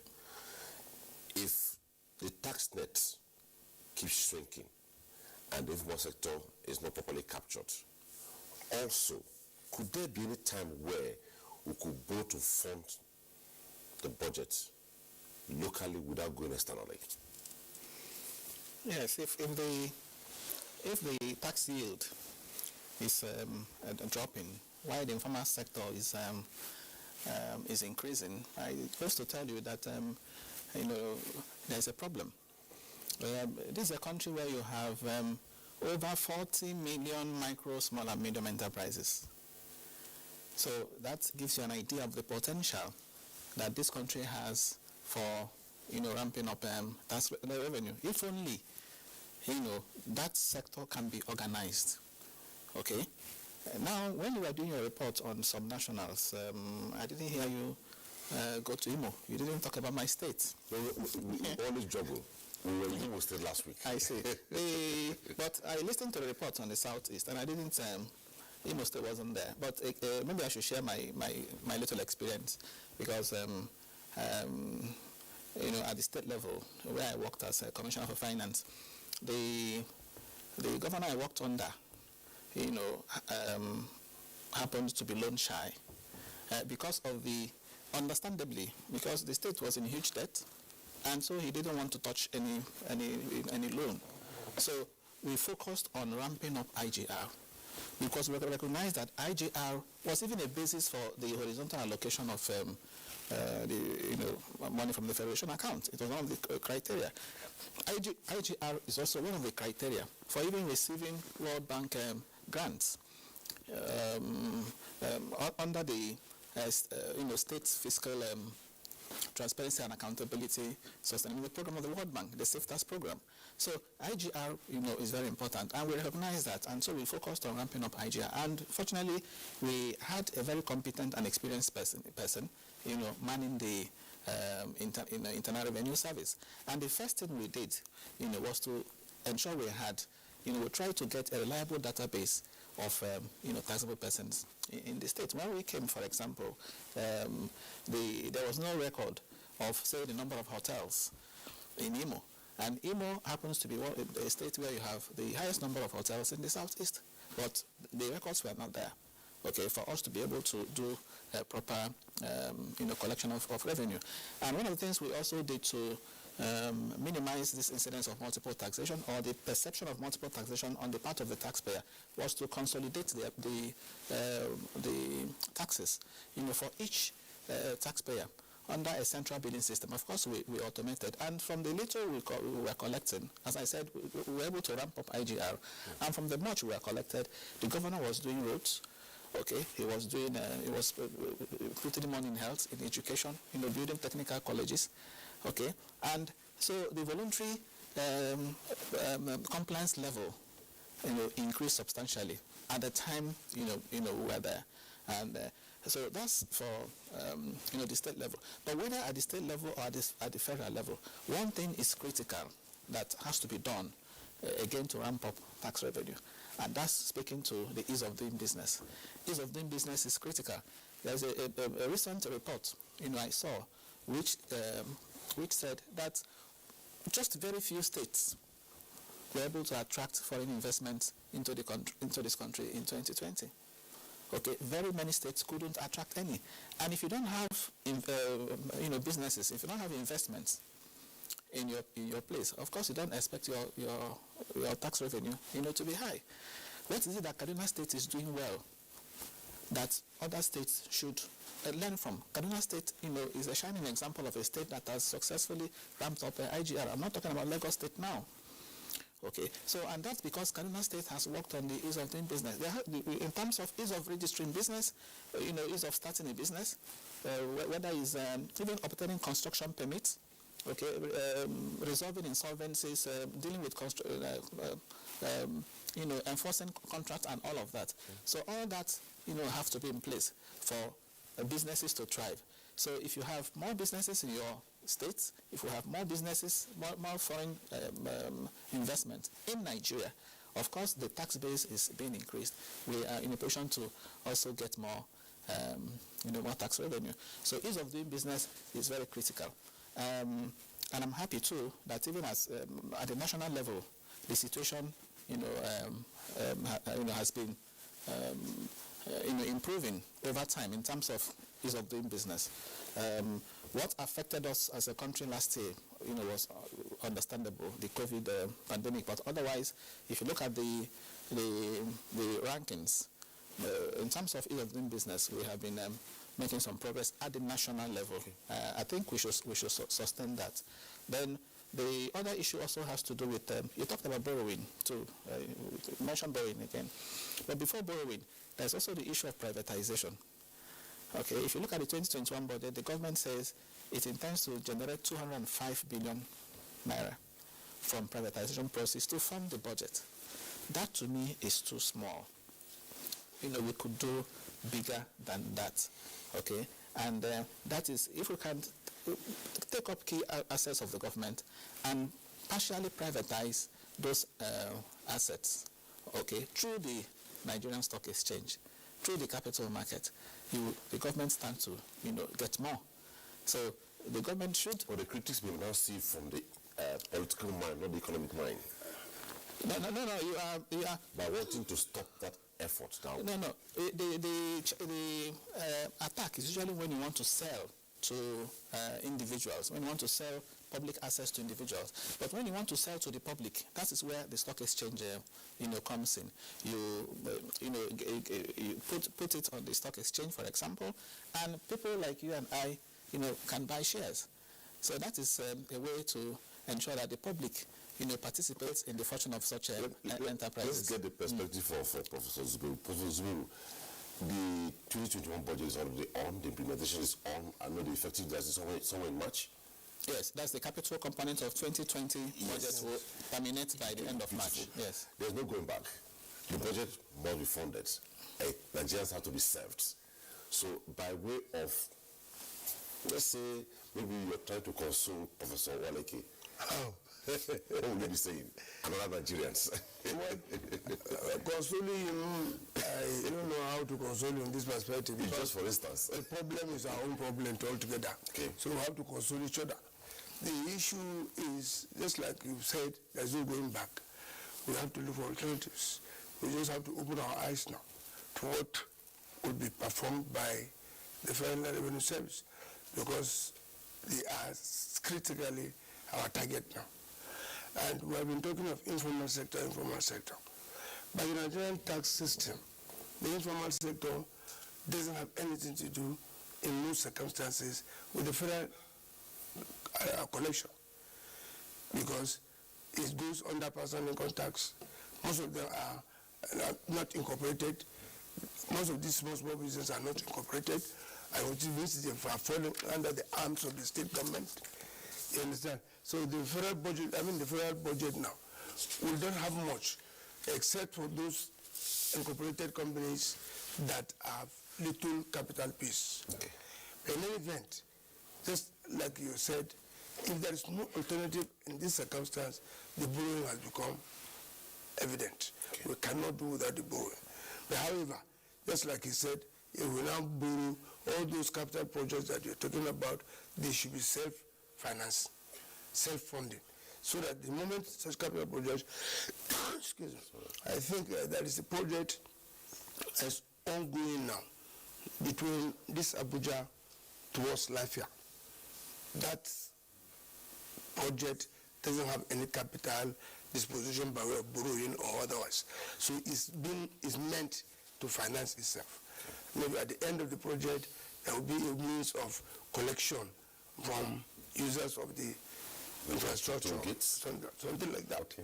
And again, there are other things that we have left behind. He has been talking of stock exchange, stock broking, and stock activities.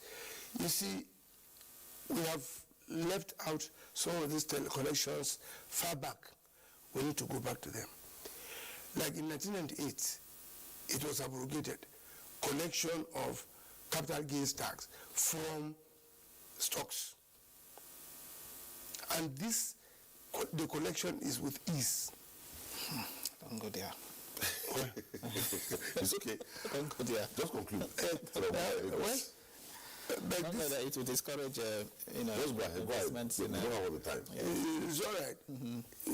But just like I said, so far as the system is concerned, we need to progress. Okay. And if it is very necessary, borrowing becomes eminent. Okay. The tax as it is now, I don't think it will finance the desire of the federal government. They have to go a little borrowing, and you have to be cautious in the borrowing so that projects can finance themselves. Okay. That's my just take. Albert, I believe you are still with us. If you can hear me quickly, you have heard Professor Zubeiru say, left or right, we have to move forward. What is your parting shot? Well, I think for me, there has to be that example from the top. I see a situation where governors file their returns from both federal and, of course, the president, people filing their returns. The income that is exempted from tax is the official emolument of the governors and the president, vice president. Other income, they have other income. They should show example filing their returns. And again, Professor mentioned about the informal sector. The informal sector is virtually untapped. There are so many things that looks more formal within the informal that is taking away revenue of government, and that area needs to be tapped. Again, we have too much incentive, like Professor Walike mentioned. Some of them are not really those that will encourage investment, whether they are there or not. You don't need to push people to foreign direct investment. It's not because of those things. We have the market, we have, and whether we like it or not, they will come in and invest in Nigeria. So I think those are areas we need to look at. Let example be shown by those at the top, so that they also encourage the high net worth that they move around with regularly to also file their returns, so that the states can have money. The federal too will be able to have that money, particularly when everybody is involved and the culture of tax compliance is improved, so that we can show up this our tax to GDP ratio. Thank you very much. Following Shaw, Managing Consultant, Pedabo Professional Services. It was nice having you on Tuesday Live tonight. Thank you so much. Thank you so much. Thank you. Let's go to Ehile. Ehile, Federal Revenue Service is critical here, whether borrowing, whether to generate revenue. Well, maybe at this point, let me appeal to you to speak to Nigerians to be available to assist the Federal Revenue Service generate the desired revenue to fund the budget. Thank you so much, Omini. I often say that taxation is about a partnership. Whether it's between the taxpayer, the tax administrator, and the government. So one thing is clear, you need the support of both the taxpayers to make sure that your system is seamless, they pay the right taxes in terms of transparency. So we're counting on our taxpayers to make it a bit easy for us to collect, easy for us to administer. And as much as possible as tax administrators, we will do our best as well to make sure that the system is also seamless for administration, seamless for collection, and we'll be transparent in what we collect. And that's one of the things we've been doing so far. We can show you how much we've collected over the years, into the various accounts of the government. We can show you what the tax dollars and what the tax revenue is doing, but more importantly as well, as everyone has said, including Professor Zubeiru and Mr. Afolonsho, is the culture of leading by example, whether we're talking to our government officials, whether subnationals, our politicians. It's very, very important for us, to lead by example, because if there's no deterrence for bad behavior, it will continue. You mentioned that can we use internally generated revenue alone to fund our budget? The answer is yes. And Mr. Folonsho mentioned to us earlier that just employment taxes alone from South Africa last year was about 11 trillion. South Africa's population is less than 60 million people. So if they can collect 11 trillion for 60 million people in employment taxes alone, we're not talking about their mining taxes or their company income taxes or any other taxes or any other levies they've done. So as a country, we think that our wealth and our potential is hidden within us, and we can generate more. Finally, I would say, this whole conversation sometimes is beyond taxation. So there's also the need to balance, whatever you want to collect from taxation to our need for investments. So we must, as a country, ensure that we make sure that there's ease of doing business. We are a destination for investors. Thank you very much. Tola Aigbebi, it was nice having you on Tuesday Live tonight. Thank you so much. Thank you. My pleasure. Thank you so much. Back in Abuja, Professor Zubeiru, just in a few words, there's something about, like I would say, when it comes to electoral governance, election governance. If the entire country does not come out on the election day, what role would INEC play? So if the people are not available to pay tax, to be served, will they be in it? Just one word for the people. No, there is a social contract between the people and the government.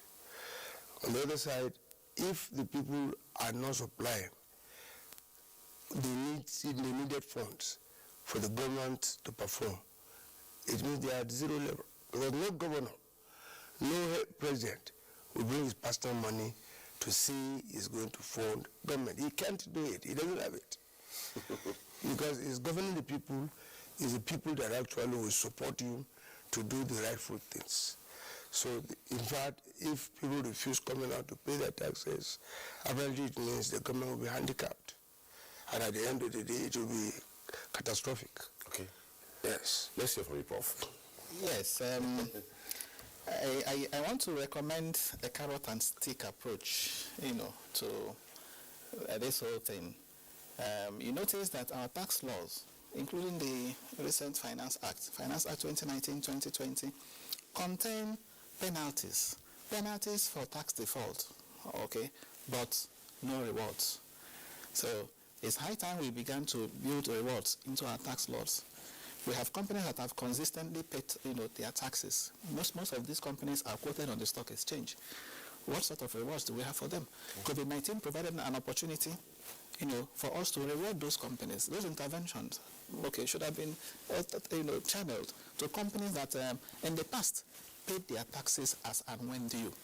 Okay, so the point I'm making is that we should have a way too of saying you have done well. Okay, let's reward you either by way of returning part of what you paid before as an incentive. Okay, and not just focusing on punishment, on penalties. Ditto for the staff of FIRS. Those of them that have done well, exceeded their targets, should also be rewarded one way or the other. Thank you so much, Professor Waleki, former Commissioner for Finance, Imo State, and Professor of Capital Market. It was nice having you on the program tonight. My pleasure. And also Professor Abdullahi Zubeiru, Professor of Accounting and Taxation at Nasarawa University. It was a pleasure having you on Tuesday Live tonight. Thank you very much. Last on the program, we looked at funding the 2021 budgets. Thanks for watching. Bye-bye.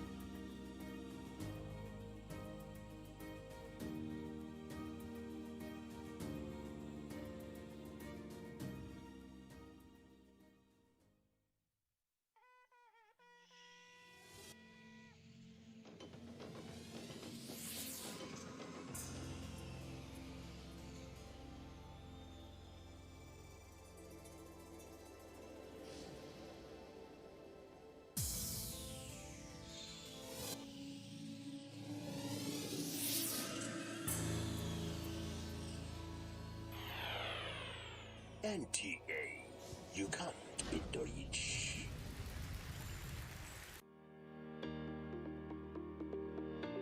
This week on Executive Discourse. Because as we speak, I can be honest enough to tell that we have over 10,000 kilometers of waterway in this country. And it may also interest you to know that you can access 28 states of Nigeria by water. If you don't put into effective use our waterways, you cannot decongest our roads.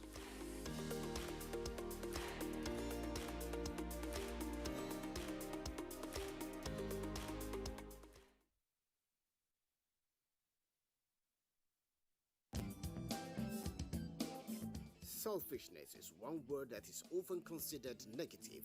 True. But do you know that there are moments when the same word is not only considered positive, but actually encouraged to be used? Yes, it is true. Find out how and when selfishness is acceptable from our delectable, bold, and very vocal ladies, only on Conversations.